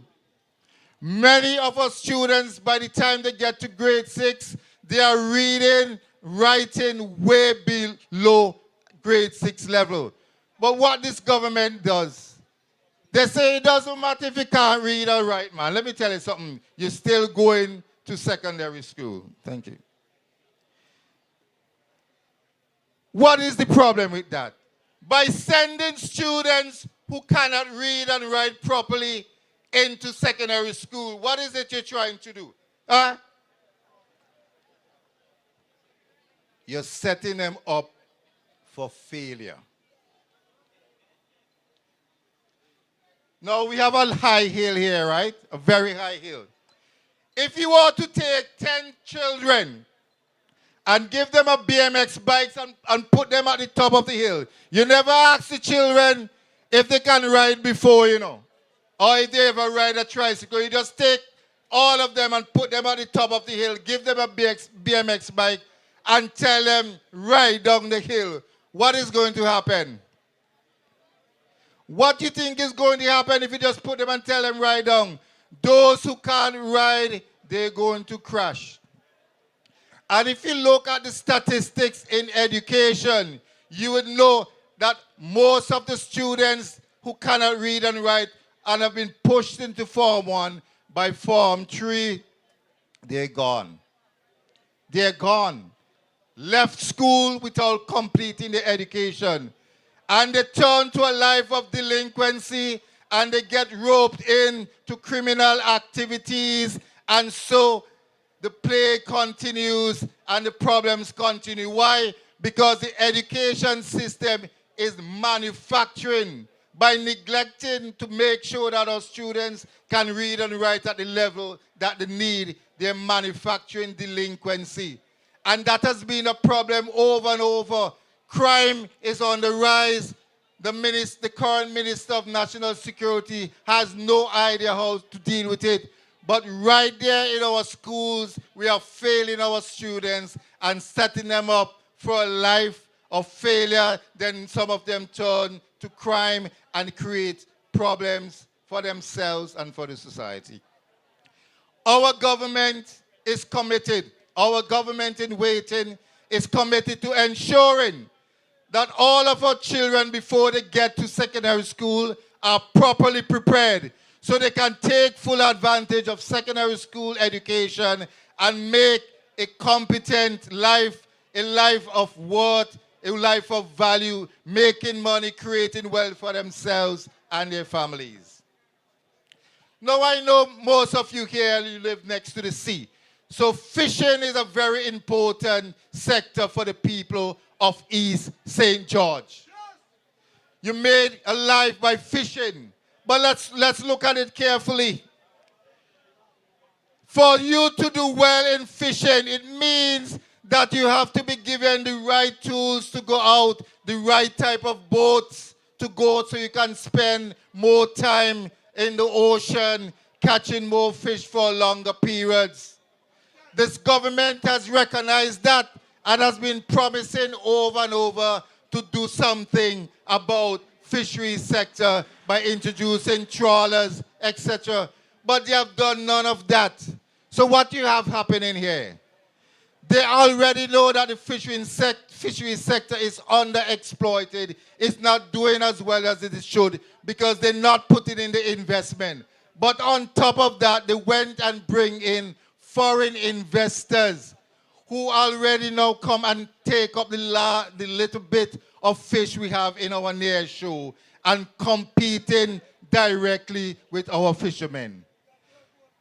What is the net effect of that? It means that your hard work very soon as a fisherman, your livelihood as a fisherman is under threat by that.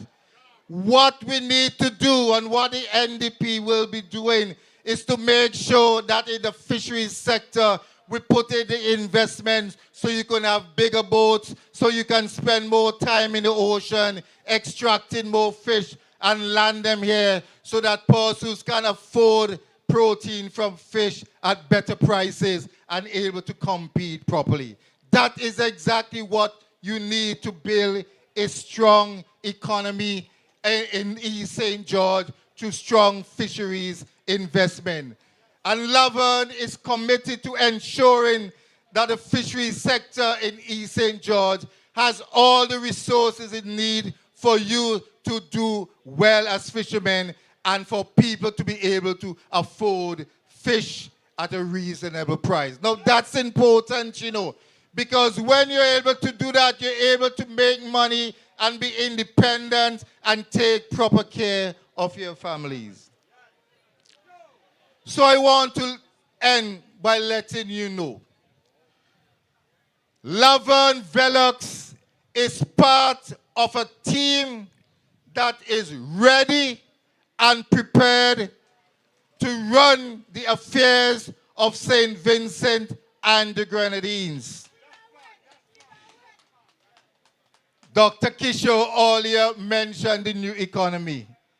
And I just want to let you know, Dr. Kishore, there's no team, I'm making a brag and a boast here, there's no team nowhere in the Caribbean that understands digitalization, that understands the new economy, that understands how technology can transform St. Vincent and the Grenadines than Kish and Philip.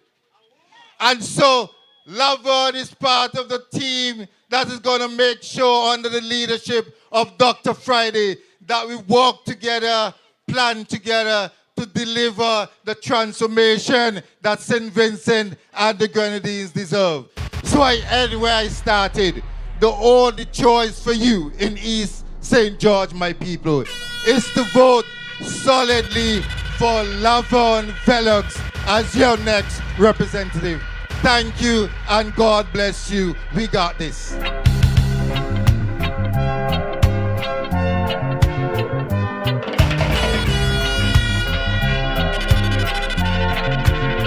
Rockers, rockers, rockers.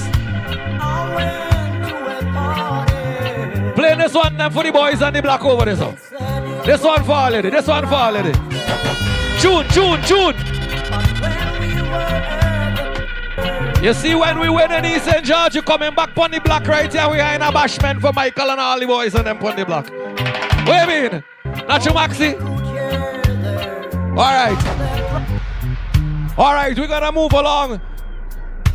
We have one more speaker to speak on the border of East St. George, ladies and gentlemen. And when I tell you these East St. George is going to work together to bring home the victory for the New Democratic Party, another one of the new kids on the block, he borders East St. George. And we're telling you, we're bringing it all the way home. Please welcome, ladies and gentlemen, Kashaka Cupid, West St. George is in the house tonight.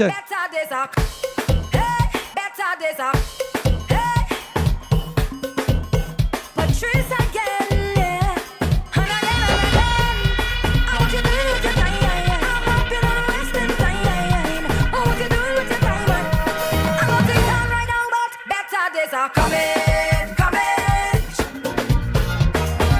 But this moment pass you by and remain the same. Better days are coming, coming. Change your ways. All right, Damo. Pleasant good night to the Honorable Dr. Godwin Friday, our esteemed leader,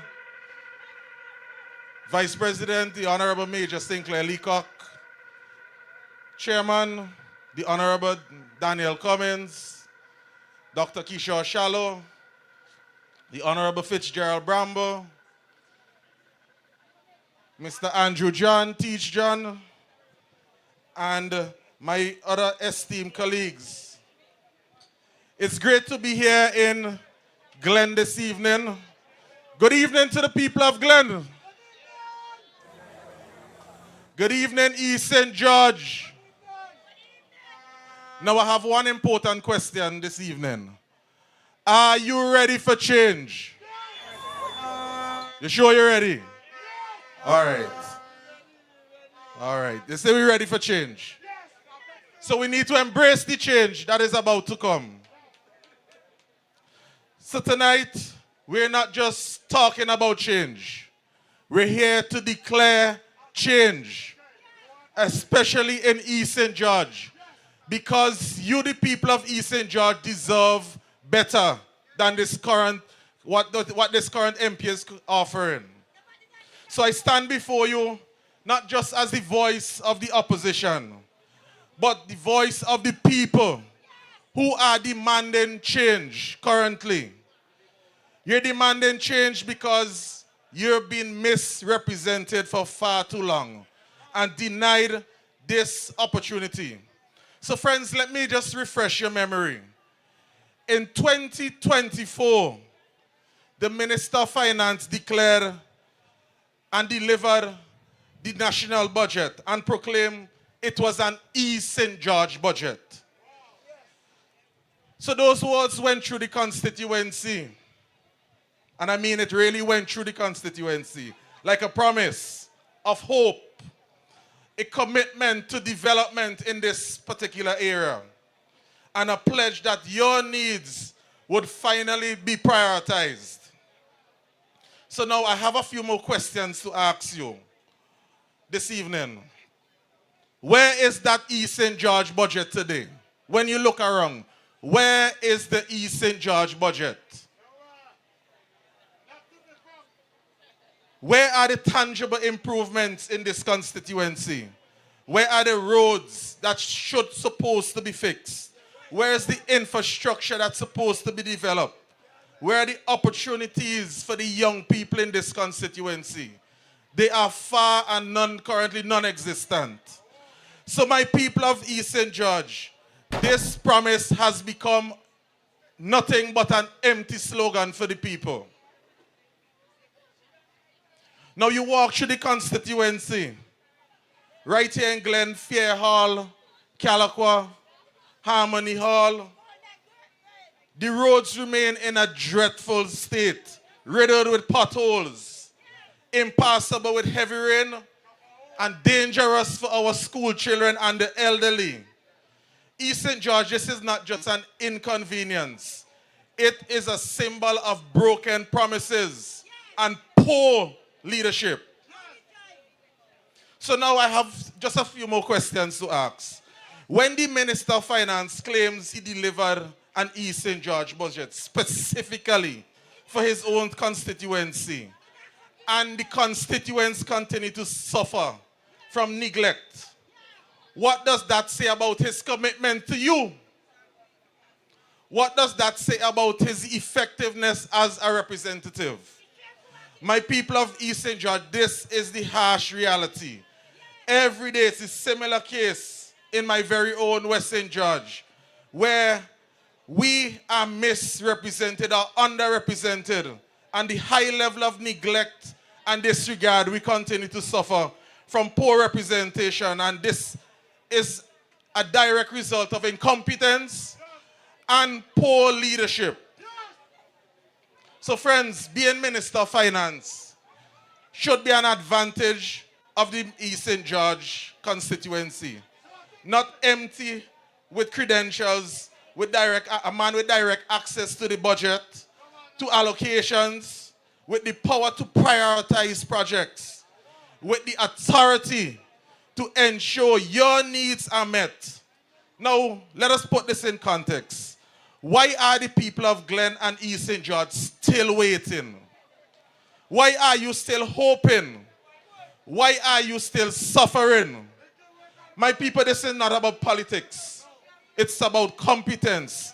This is not about party loyalty, but it's about accountability. Accountability to the people who elect him to serve. So this is not just a man, as I mentioned. He is the Minister of Finance. And the Minister of Finance, he controls the money. He is the one who controls the money. And because of his lack of leadership, he's just entrusted with titles. But hear this. There, I have good news for you. I have good news that help is on the way, in the form of our sister, our dear Lavern Gibson Velox. Change is coming, my people. Hope is here in the New Democratic Party. Now I want to talk to you a little bit more about the alternative, which is my dear sister. And she offers a sincere and a humble alternative compared to the failed leadership that you're currently receiving. So I just want to delve in and talk a little bit more about my sister and family member. My sister is committed to the people of East St. George. She brings hope. She understands what representation is all about. She doesn't bring about empty grand speeches and empty slogans. She defines her representation with results. It's about being present in the community, listening to your concerns on a daily basis, and not just listening to your concerns, but taking decisive actions to address your concerns. She knows that in order to be successful, she must be accessible on matters that are important. She should be accessible to her and available to the constituents, not distant and disconnected like the current representative, who solely depends on his predecessor and the number of his executive members to get his story by. Now, she also knows that she needs to follow through. This is essential. I can assure you that any promises that she makes, she will deliver. She knows that the community needs comes first. Local government would not be sacrificed for political convenience, which is currently happening. She knows a lot about accountability, being a past banker, being accountable to you, the people, is non-negotiable. And she must answer to you, the people who she's elected to serve. So my people of East St. George, Lavern, Gibson, Velox brings true and real representation to you. So under her leadership, accompanied by our esteemed leader, Dr. Godwin Friday, and the next Prime Minister of our nation, East St. George will see an immediate transformation. You would see an immediate infrastructural action. No more waiting for budget announcements that lead nowhere. Direct advocacy for road repairs, proper drainage systems, especially in Calacoa, which is in dire state, and improve public facilities. Now there would also be genuine community engagement. It's important for Ms. Velox to connect with her people in order to represent them adequately. So there would be a number of town hall meetings where she would engage her constituents, and there would be direct communication between herself and her people. There will be real economic development in this constituency, real opportunities for youth and local businessmen, especially entrepreneurs. There will be also employment programs and community-based initiatives which would have a lasting effect on the people of East St. George.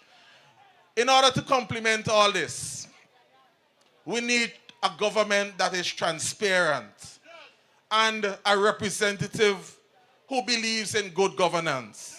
So you will know what your representative is doing, especially in your constituency, how resources are being allocated. And this is important for the continuous growth and development of this area in Glen and the constituency of East St. George. So this is what change would look like under her leadership, and my humble sister and the NDP and the New Democratic Party. So we will not continue to accept our empty promises and fail delivery by this current Member of Parliament and representative. Or we will choose a proven leader in our sister who puts East St. George first as a priority. The current representative, he has had his chance. He has had the opportunity to serve the people. He has had the resources afforded to him to do so. He has had the position, and he has had the opportunity to transform this community of Glen and the constituency of East St. George. And you know something? He has failed miserably. The condition of our roads, the state of our infrastructure, and the ongoing neglect of our basic needs tells the story of his tenure. And we will bring about his demise come this election. If the Minister of Finance can't get the roads fixed in his own constituency, what does that tell you about his competence? Let us be real. If you can't get things done when your resources are afforded to you, when you have a distinct and clear advantage, as the old people will say, you're good for nothing. So if the man controls the entire national budget and can't deliver for East St. George again and his nation, while the MP continues to make empty promises, my sister makes real commitments to you. That is the fundamental difference between both parties. While he sits in his office allocating money, she'll be in the community fixing the problems for each and every one of you. While he talks about budgets, she'll be building roads. Now, my people, this is what real representation looks like when you vote for my sister. She will answer when you need help. She will be there when you have a problem. And most of all, she will be there to solve your problem. And she will deliver time and time again.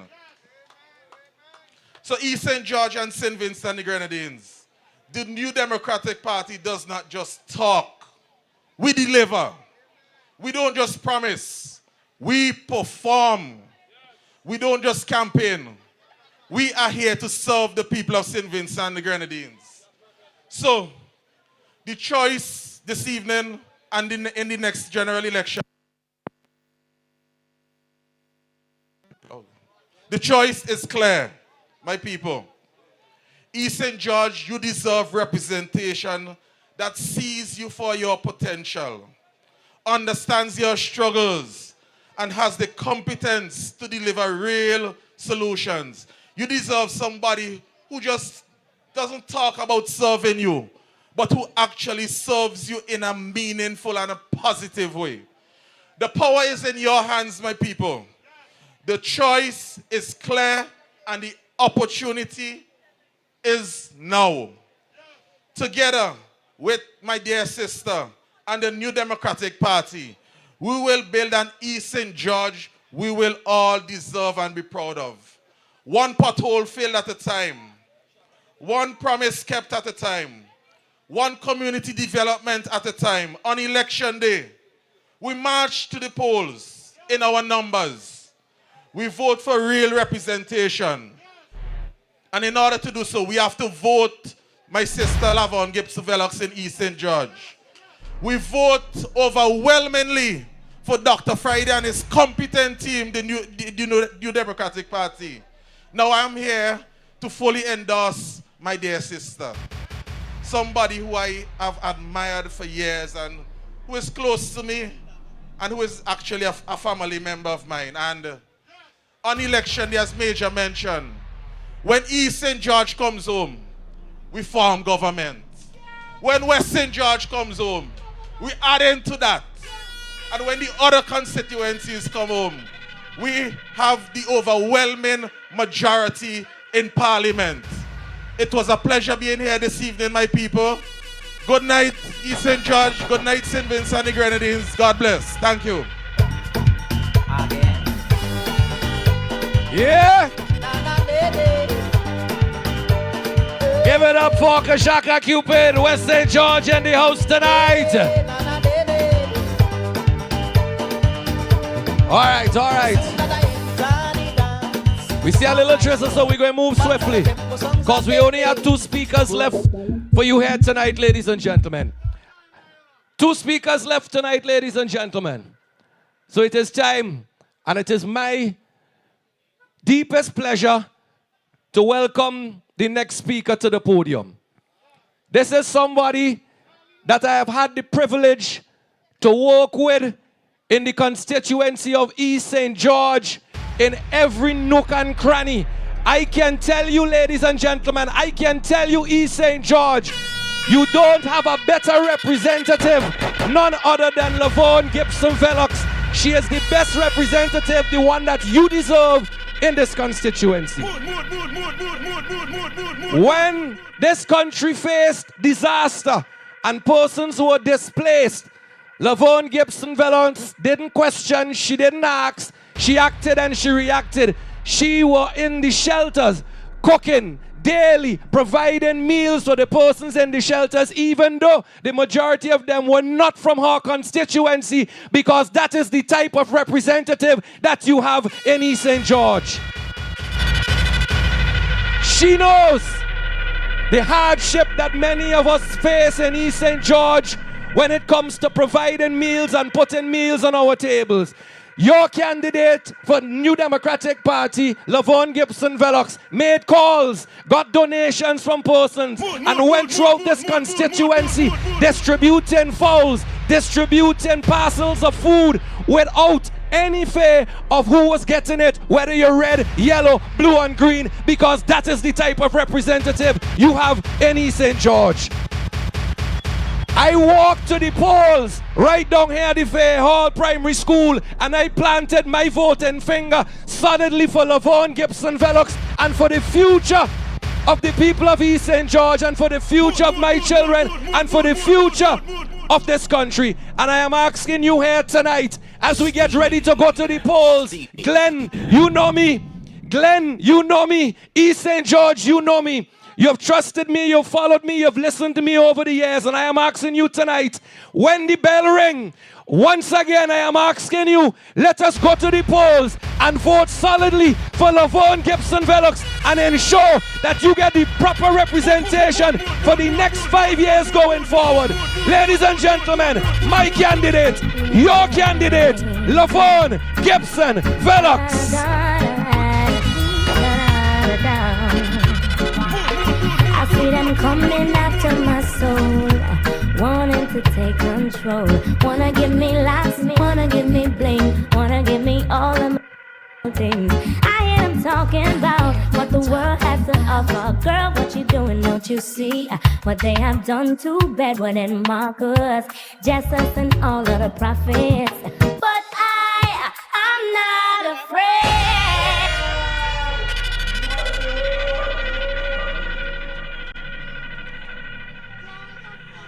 My most esteemed leader, Dr. Godwin Friday.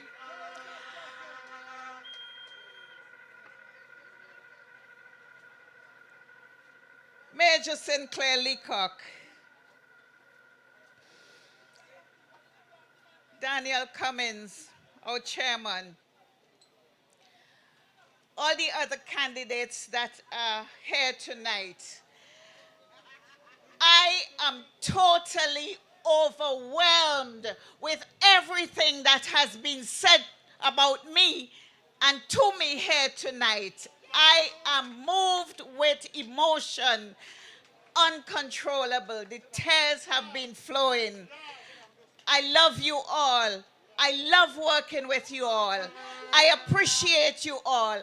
And together, we are going to take St. Vincent and the Grenadines forward for us, for our children, for our grandchildren, and generations to come.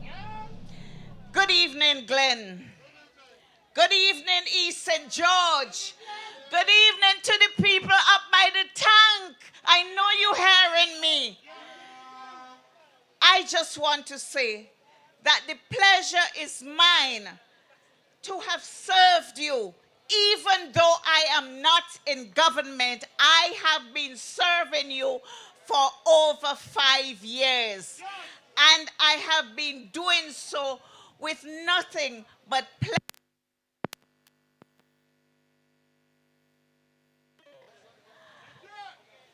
I don't think Domo wants me to talk for long tonight, but he's going to have to put up with it.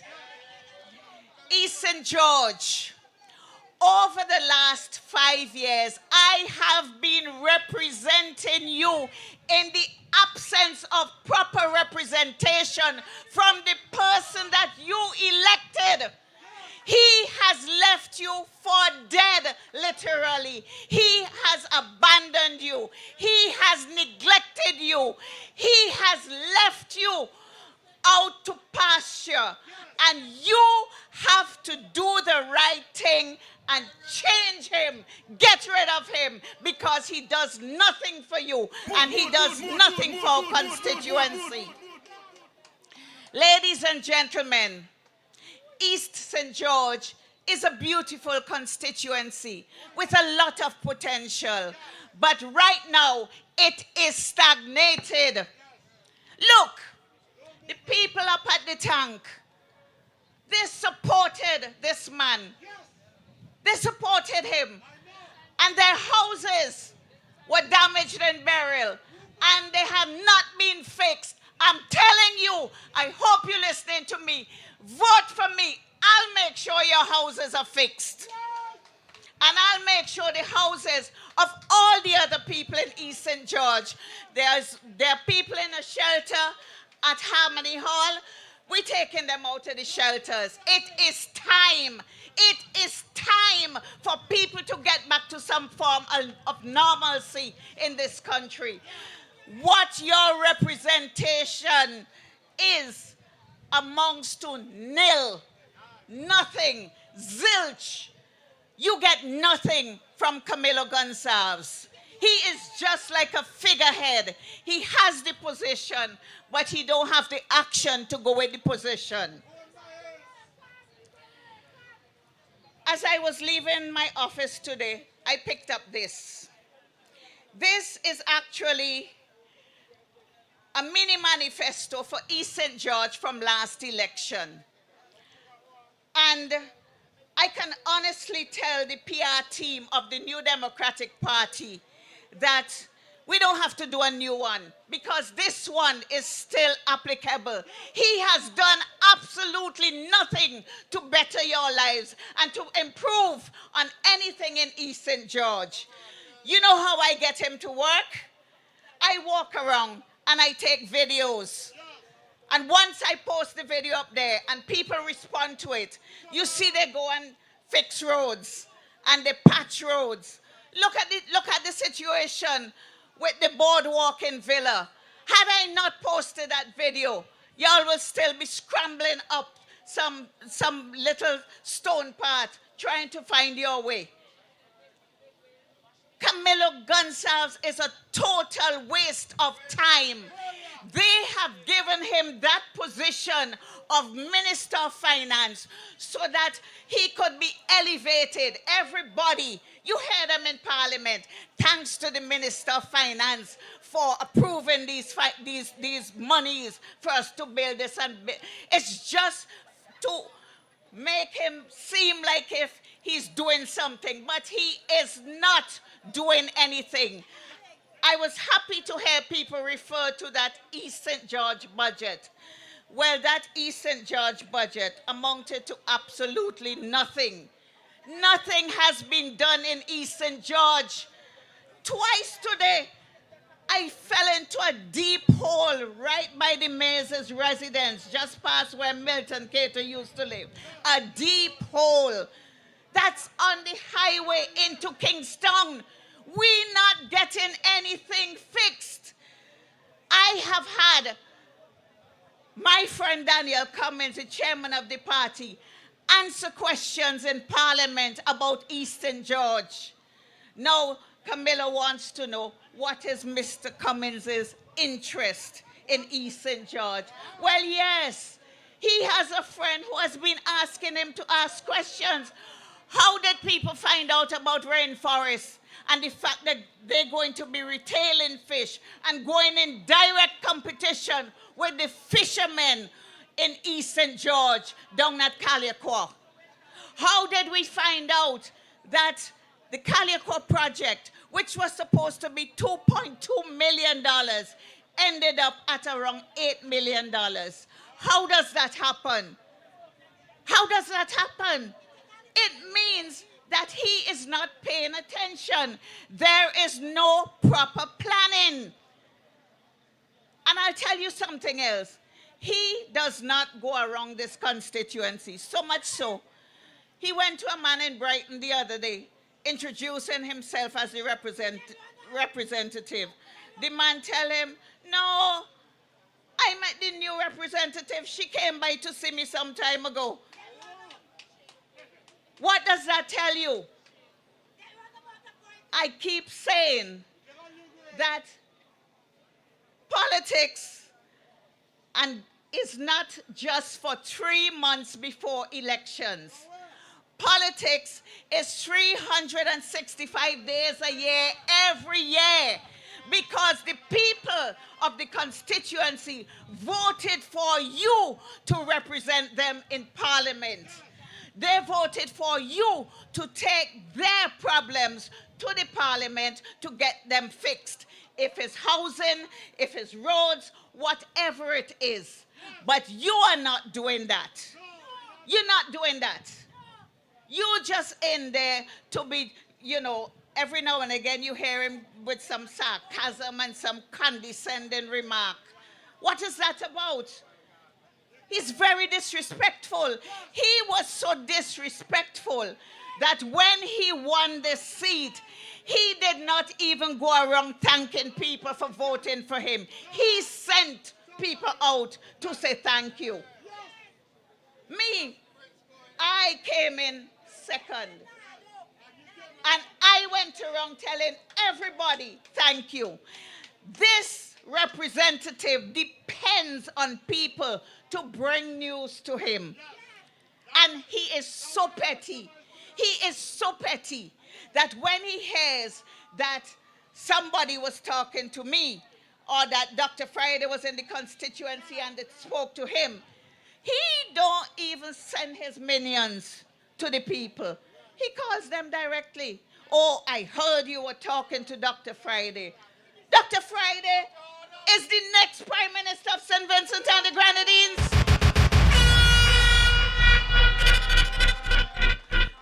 Dr. Friday is a decent man, a man of worth, a man of integrity, a man of strength, and a man who would look out for everybody in this country.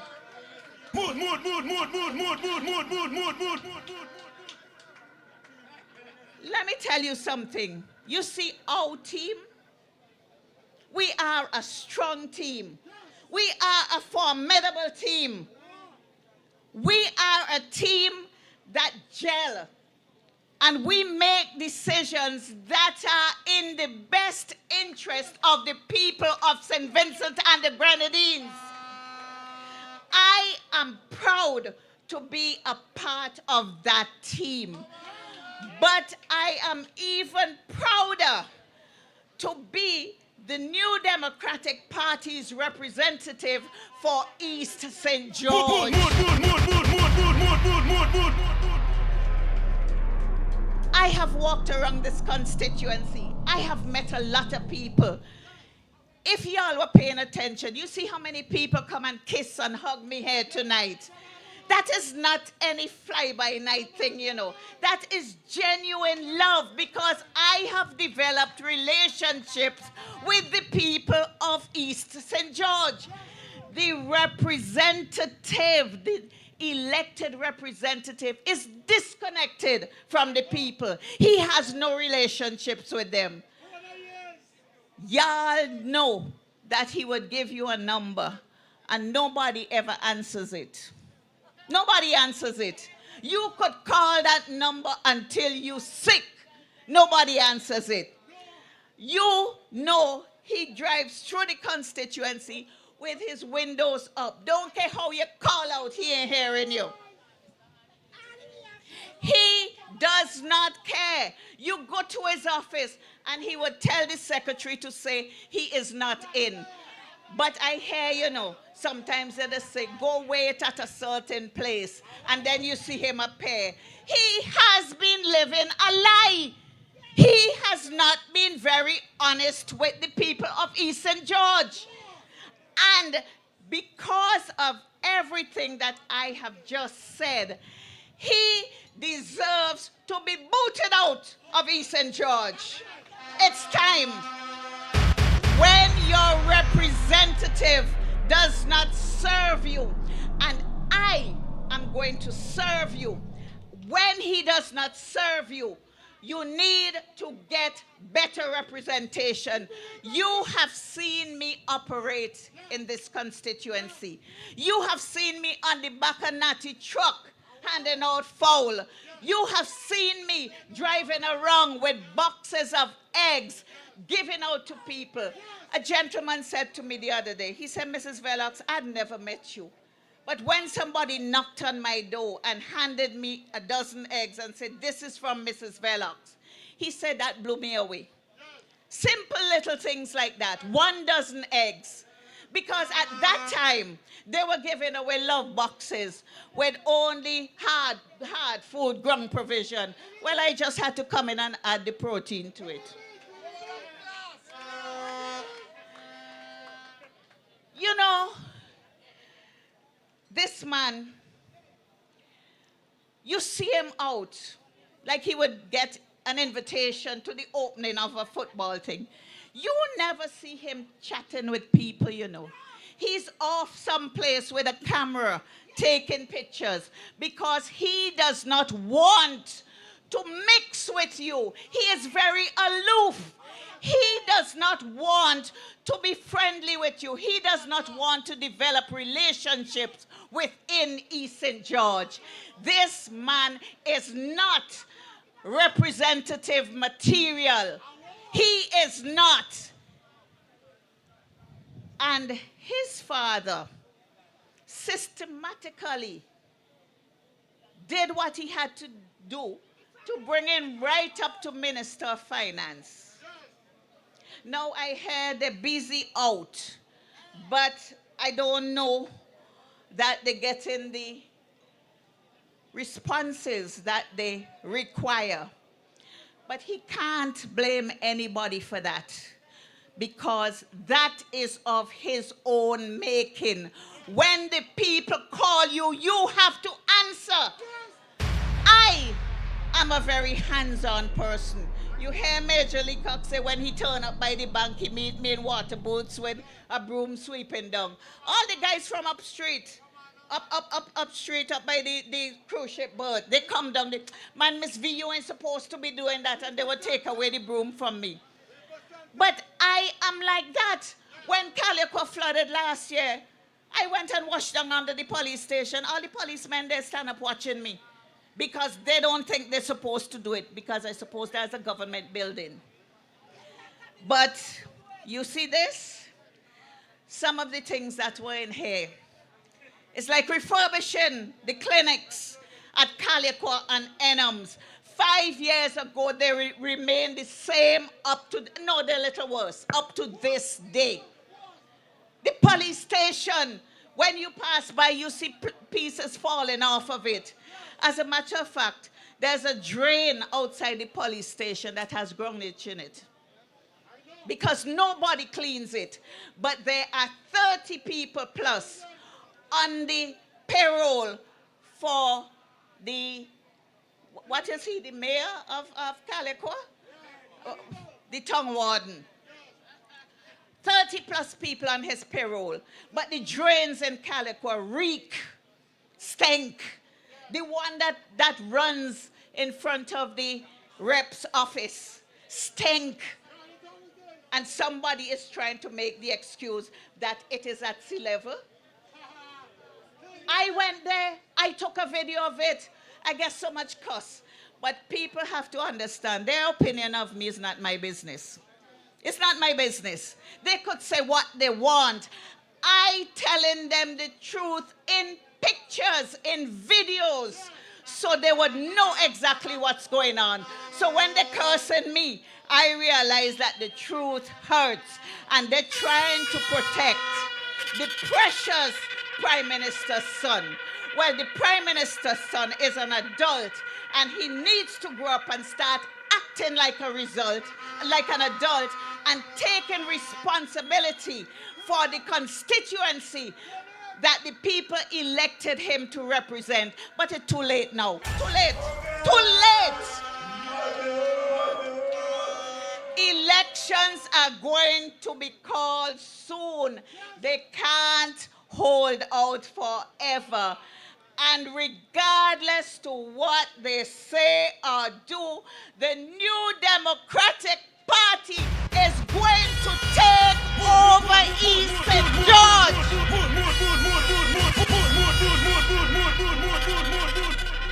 Yes.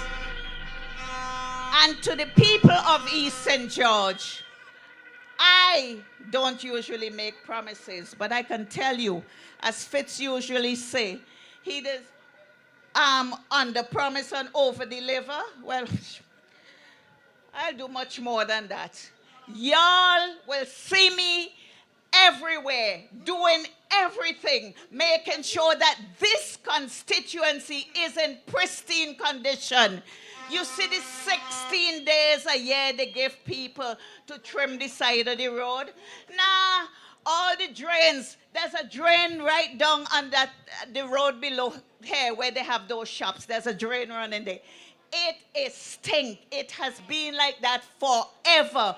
Nobody is even given a little job. They're not given a little job just to clean that. The people of East St. George, you could almost say they live in squalor with the way that those drains are not cleaned and they stink. That's not right. We need clean environment to live in and to survive in.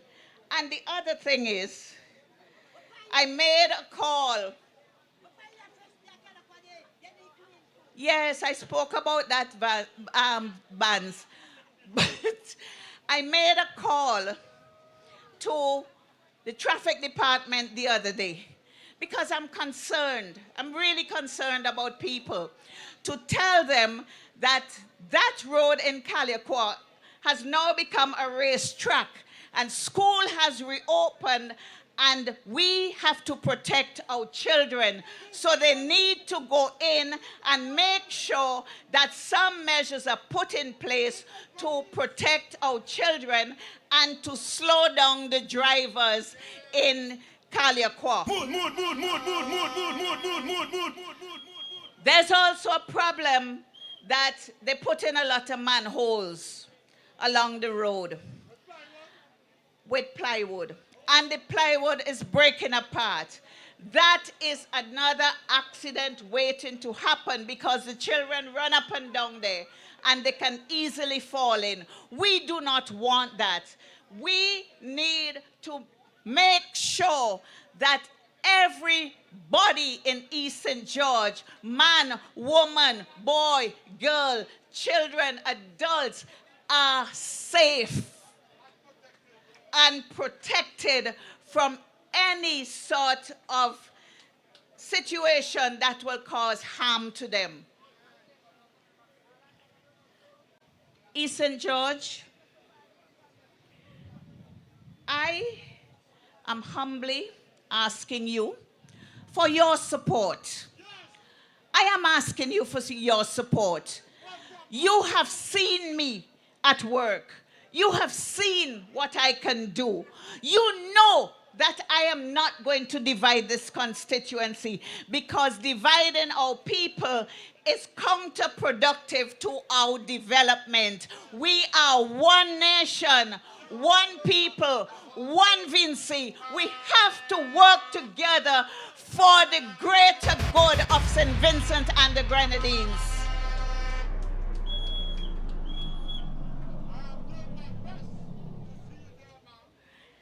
Sarge, I know you're like a staple in my diet, and I can't tell you how much I appreciate that.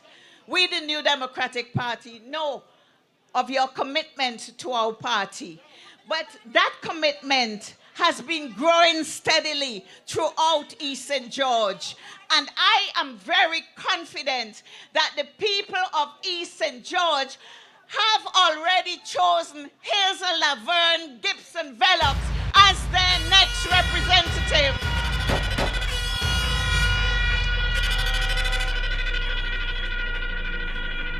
You can count on me. You can count on me to take care of you and to take care of the constituency of East St. George. Dr. Friday has indicated that he has confidence in me and every one of our candidates. He has indicated that. You ever hear how he does say he had the best team ever? And I am part of that. And I feel sweet. I feel sweet.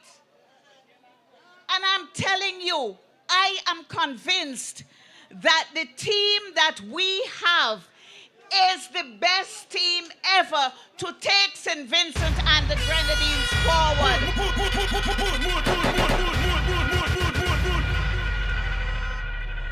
Our team is competent, it's reliable, it's caring.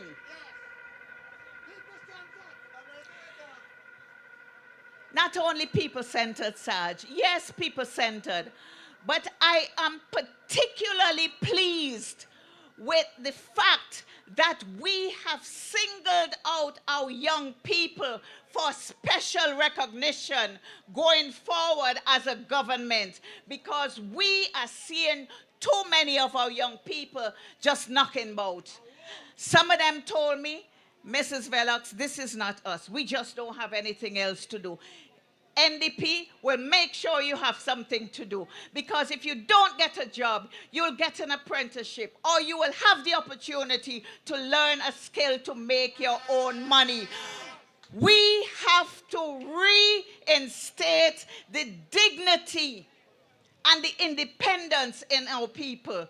You see the way they always giving this and giving that, and so people don't have to work. 16 days work a year cannot do anything for our people. And people of East St. George, the $500 they're going to be giving you in a t-shirt with the economy as it is and inflation so high is one trip to the supermarket. One trip. And then you have the rest of the 5-year term. You have the rest of the 5-year term where you catch in hell. That's not happening on the NDP. Dr. Friday made that promise. And I believe that Dr. Friday will keep that promise. And all of us will keep Dr. Friday accountable so that he will keep that promise to the people of St. Vincent and the Grenadines.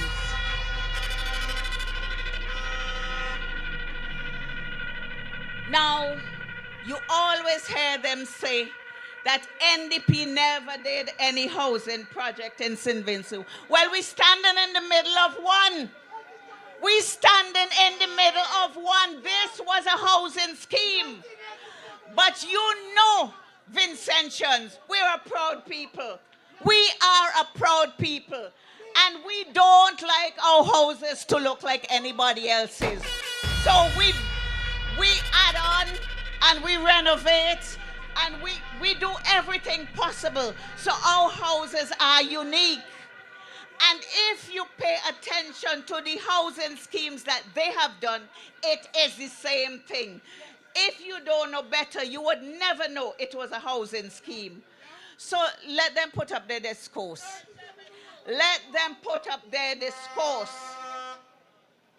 The New Democratic Party is the best thing, I think, that has ever happened to St. Vincent and the Grenadines. And another New Democratic Party representative in East St. George, because you know Louis Jones left a legacy in this constituency. So another New Democratic Party representative in East St. George will be the icing on the cake. I am ready, and I know y'all are ready for me.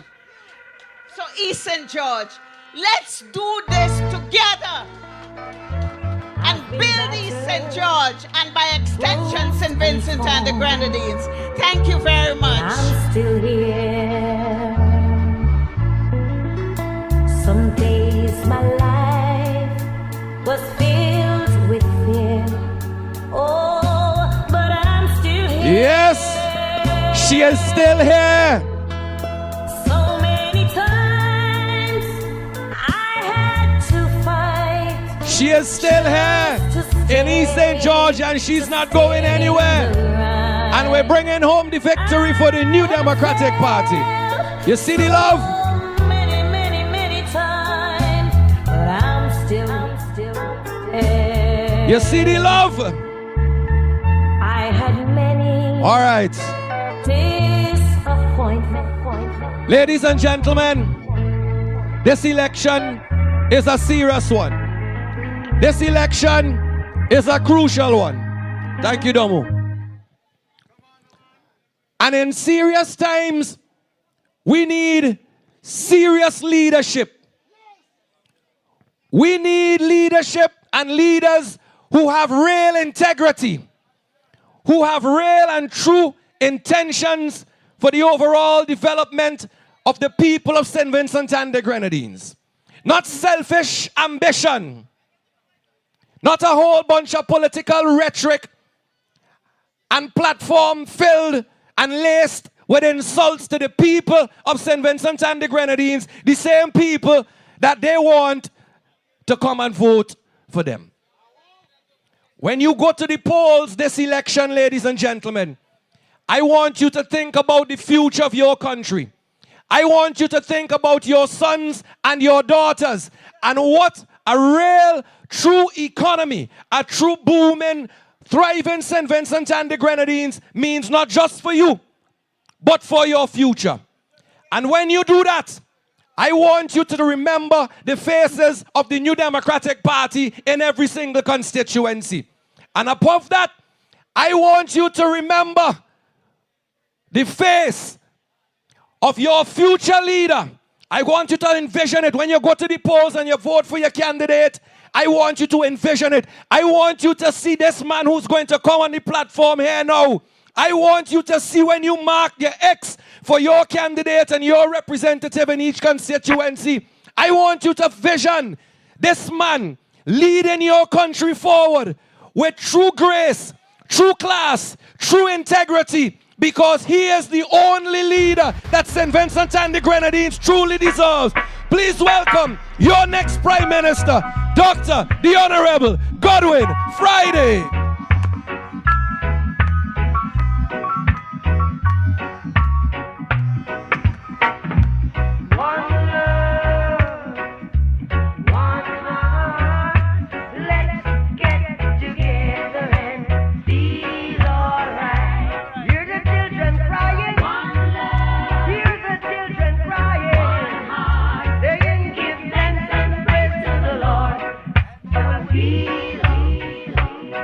All right. Thank you. Thank you, Dumo. I want to say good night to everybody here who have come out to support our sister, Lavern Velox. To my colleagues, those who have spoken tonight and those who have come in support, I wish you Godspeed as you go back to your constituencies and do the work that is necessary to pull St. Vincent and the Grenadines out of the mess that it is in. I am so proud of the presentation that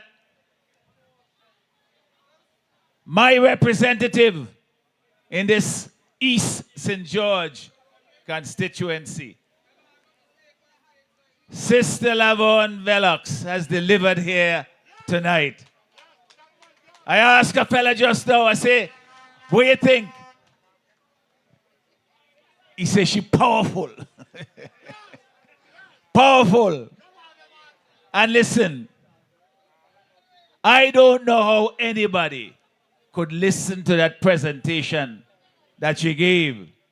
The level of detail, the failures that she's outlined of the present representative, the passion for service that she brings to this community, the way in which she has made herself a part, an indispensable part of this community and this constituency,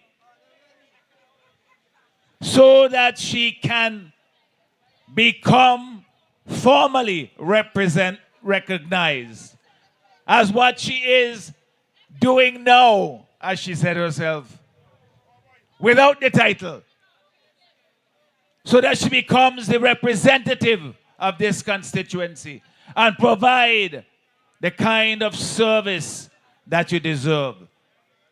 She is going to do it. She is going to win this constituency.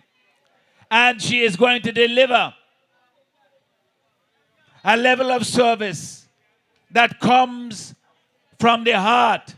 Somebody who has roots deep in the constituency, who cares not just for the big things, but for the small things that happen, because that is where most people live.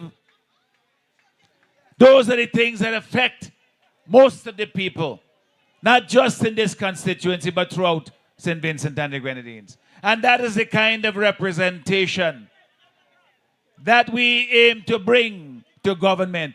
That is a clear dividing line that separates us from those who are in government now. They have barricaded themselves behind a barrier that says, we are the smart people. We are the gifted ones. We are the chosen. and the rest of the people on the other side, they just have to listen to what we say, take what we give, and be happy with it. Well, we say to hell with that. We have an election coming, and that is going to be the day of reckoning for those who bring that highfalutin attitude, that arrogance, to feel that somehow they are entitled, that they're better than all of we. You know, that we live on their plantation, that everything that happens in St. Vincent and the Grenadines only happened because they started. Well, that is nonsense. Lavern, she said a lot about the current representative. She said a lot about his failures, and they are innumerable, because here you have a man who has the purse strings, and he failed to fix even the roads in his own constituency. You know? So, here is what I will say. Forget Camelo. Forget Camelo. Think about your driving, and you don't see him ahead of you in the rearview mirror. Forget Camelo. What you need to do is look to the future. Somebody who is going to deliver. All he has done is sit around and wait for something hand-me-down. You know, to say that he can come prime minister, like if you could get it from some member of your family, like some piece of furniture you're handing down from one family member to the other. Well, it don't happen so. You got to work for this thing. You have to come out and win the hearts and minds of the people. You have to campaign for it, not just in your own neighborhood, but all over the country. I have done that for the last several years. That is what we have done. Nobody can say otherwise. And when they were mocking us and say, oh, they're going out all about the country because they ain't know the country. I want to know the country. How else you going to get to know them? How else you going to get to know people? You can't stand in an office or sit in an office in Kingston and tell me you know what's going on in North Leeward. We're going on in Southern Grenadines. We're going on in North Windward. You can't. But they have the arrogance to think. They don't need to know what people are thinking. They don't need to know how people are feeling because they know it all. You know, they know everything. Well, this has brought us to a point in this country now where we are in a desperate situation. This ULP government, all that they're doing now is they're holding the country back. They are holding St. Vincent and the Grenadines back. Ralph Gonsalves, Camelo, and the ULP, the whole team, they are holding this country back. And we have to decide as a people if we are going to allow them to continue to do so indefinitely, so that they feel that their entitlement is guaranteed indefinitely. We have to tell them that there is a different dispensation that will come. There is going to be a change in this country, not just of government, but as you heard Sister Lavern said, in the way in which government serves people, that you put them first and you say that your needs are my concern. They are not just something that I pay attention to in my spare time. They are my priority. That is why you elect us. That's why you put us in office. And that is what we're going to deliver. So when you hear we talk about the team that we have, that is the purpose for which it's there. When you hear we talk about the plans that we have articulated so carefully, it is to deliver that to the people of this country. When you hear the priorities that we have set out, health care, the infrastructure, crime, and making sure that people have jobs and better paying jobs, and that the economy functions for all of us, not just for some people. Those are the priorities we have set out. These are things that people have told us. We ain't make them up. That is because we have gone out and we have talked to people. And we have said, tell us what you want us to represent you about. And I am confident that the people, when they hear of the NDP's plans, that they hear that they resonate with them because they come from them. These are the things that people care about. So, my dear people, they will come now, election time, and they will bring all their sweet talk. They will chastise those who they feel that they have in their hands as though they are somehow, they are beholden to them, or they own them, they control them and tell them, shut your mouth, not because you ain't get something you can't complain. I mean, who talks to people, free citizens, people who have the power to vote, to determine the destiny of government? Who talks to people like that? Who talks to people like that? It has to be people who say that this is mine, not yours. It's mine. While you're complaining about it, give you something, shut up. Be satisfied with that. Oh, come on. You can't tell me that this is the way you must govern. St. Vincent come to that. Chateaubriand fight for that.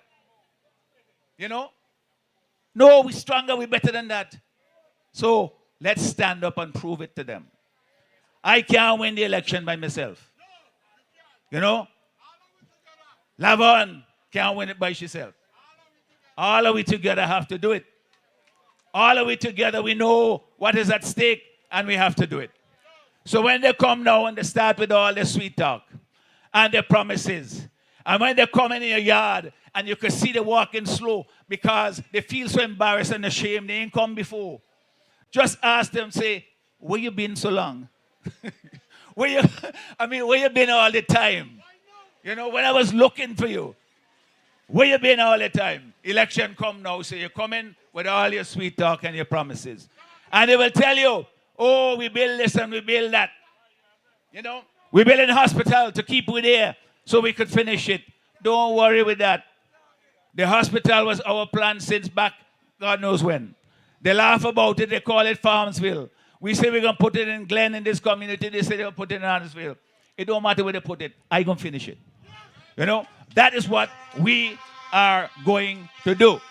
And we are going to do it effectively, efficiently, and make sure all the services are there. And we will do more than that, because a hospital building is not sufficient. You have to provide services. You can't have a better hospital and still have people come in there and they can't get medicine. That when you want to go and dress your foot, you got to go to the pharmacy and buy bandage and bring it. You have to have a hospital that have services. You got to have the people, that is the nurses, the trained healthcare professionals, and you have to have the bandages, the medicine, and all those things that you need to take care of our people.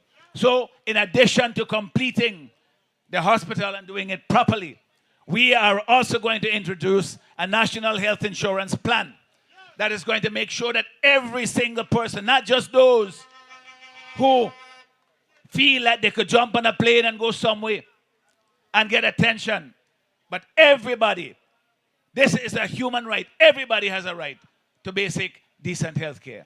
So we are going to introduce that to make sure that you are guaranteed when you go there, you will get treatment, and that the services will be available in the hospital for the people of this country. Not everybody have the means to go somewhere else to get fixed up.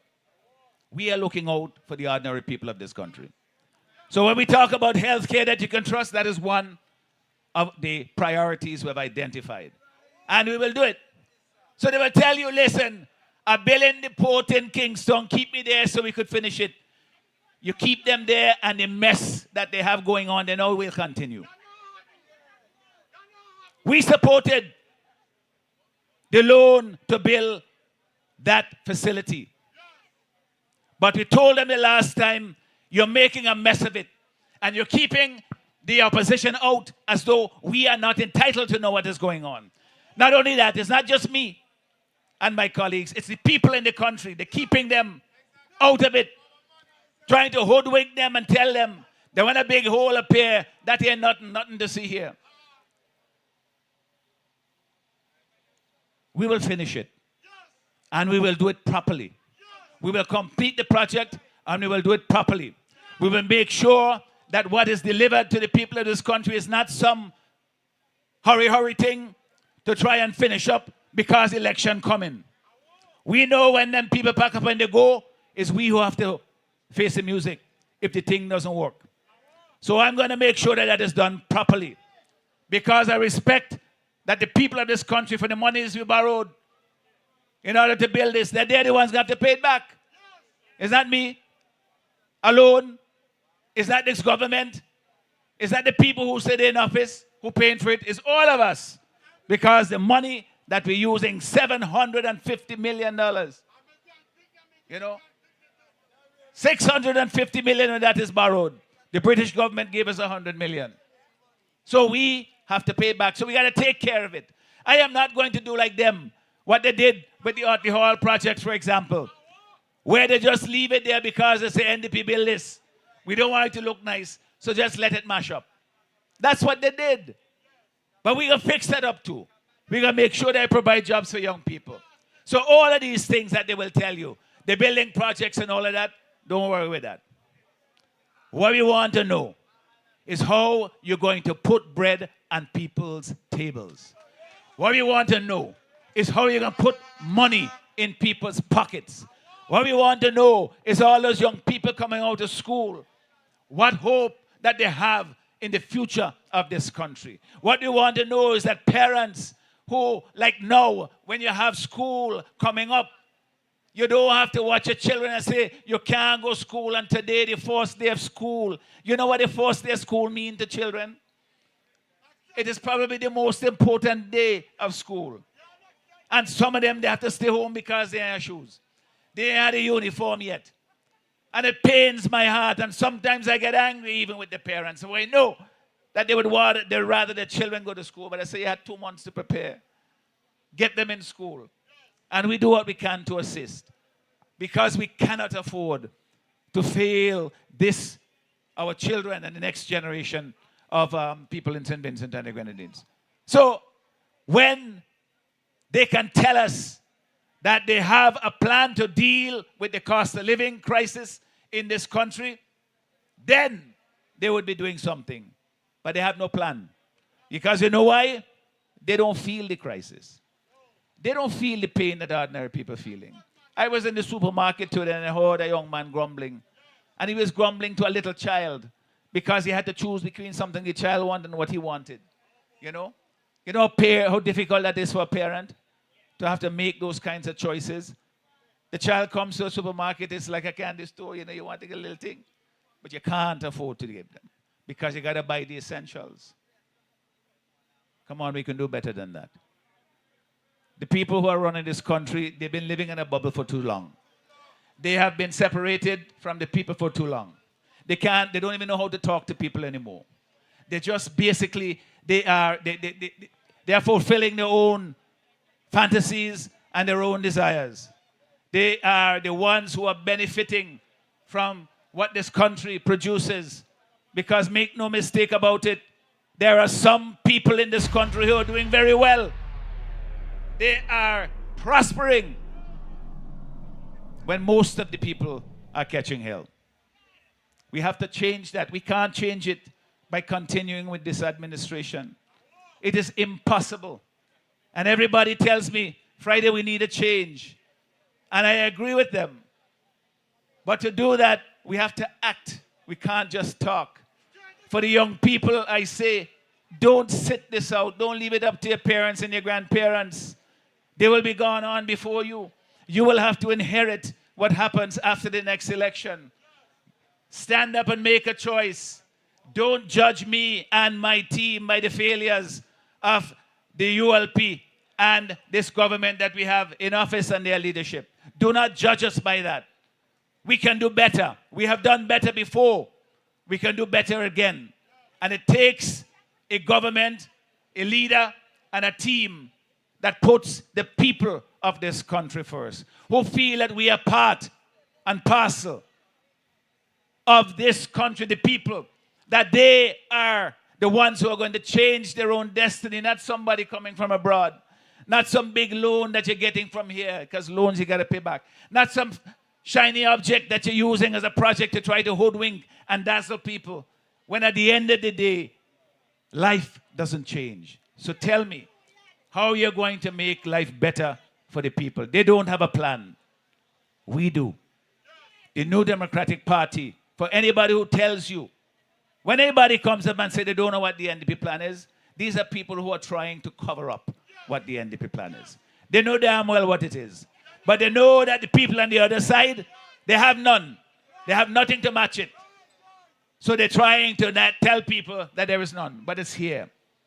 And we will delay it, we will detail it more and more as we go into the election. You know, so many things we say, they take a little time, but it is going to implement it. And sometimes our people tell us, well, Friday, oh God, you can't give them everything. I say, I will give them everything, let them implement everything. Because I care about people. I want the people's lives to get better. Because when I form government, I will do even better than that. Okay? So let us take the opportunity when it comes. It will come soon. This president that's sleeping awake, as somebody tell me the other way in Buckingham. And we will have elections.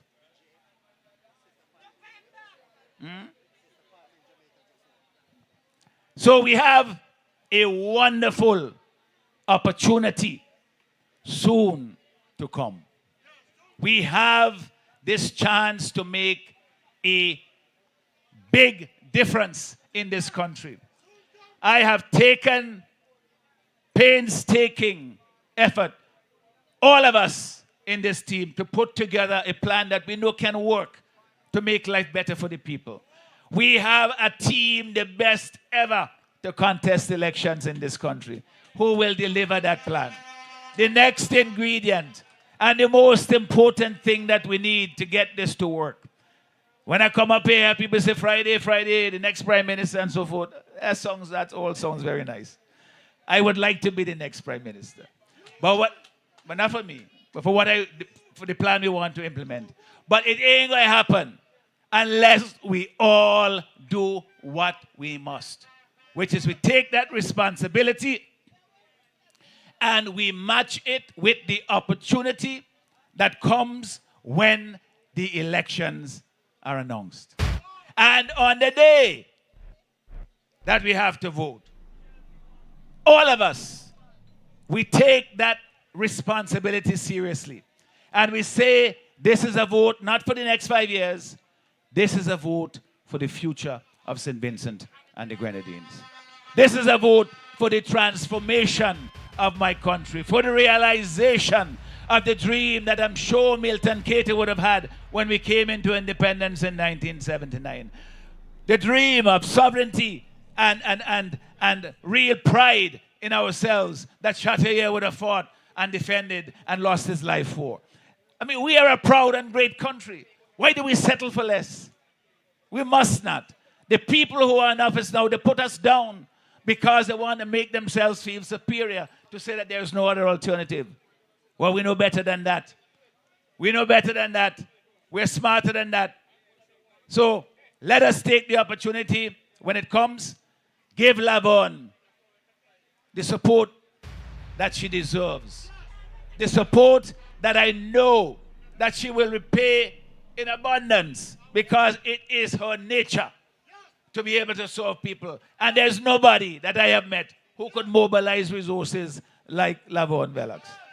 If you say you want a wheelchair, Monday morning the wheelchair come. And I don't say that now so that everybody can call up and now say they want, say they want a wheelchair. But in truth, she really does have the connections to be able to do it. She has the heart to do it, and she helps people. What more do you want in a representative? That is what you need. And what more do you want from a government? That is what we will deliver. This country can do much better than we're doing now, but it needs a change. That opportunity comes soon. Let us take it. Together, we can get it done. Thank you, and God bless you tonight. And we shall see you again in the other. Oh, let me just say something. I want to say something. I want to say something because this is important.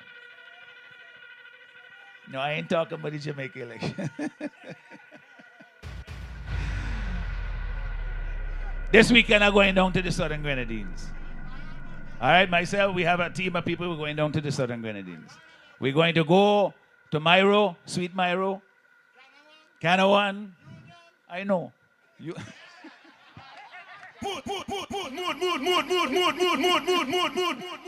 And Union, thank you very much. Yeah, we're going there to bring, well, support and to bring the message as well and to be there with the people of those constituencies, those communities, because they have suffered like no one has over the past year. And this government, they have failed the people by not building the houses back. There's no excuse for not having all those people back in their homes by now. None whatsoever. They got the money already. They could have done it. They say, okay, Una was devastated. It was devastated. But it's a small community. It's not that big. So they could have done it, but they just did not give it the priority. Or they don't know how. So we are going there to give the hope and confidence back to the people of that constituency and to say, soon, better days are coming. And you know that all of those things that they have neglected will be rectified. So I'm looking forward to that. Thank you. God bless you. And we will see you again in Union and elsewhere.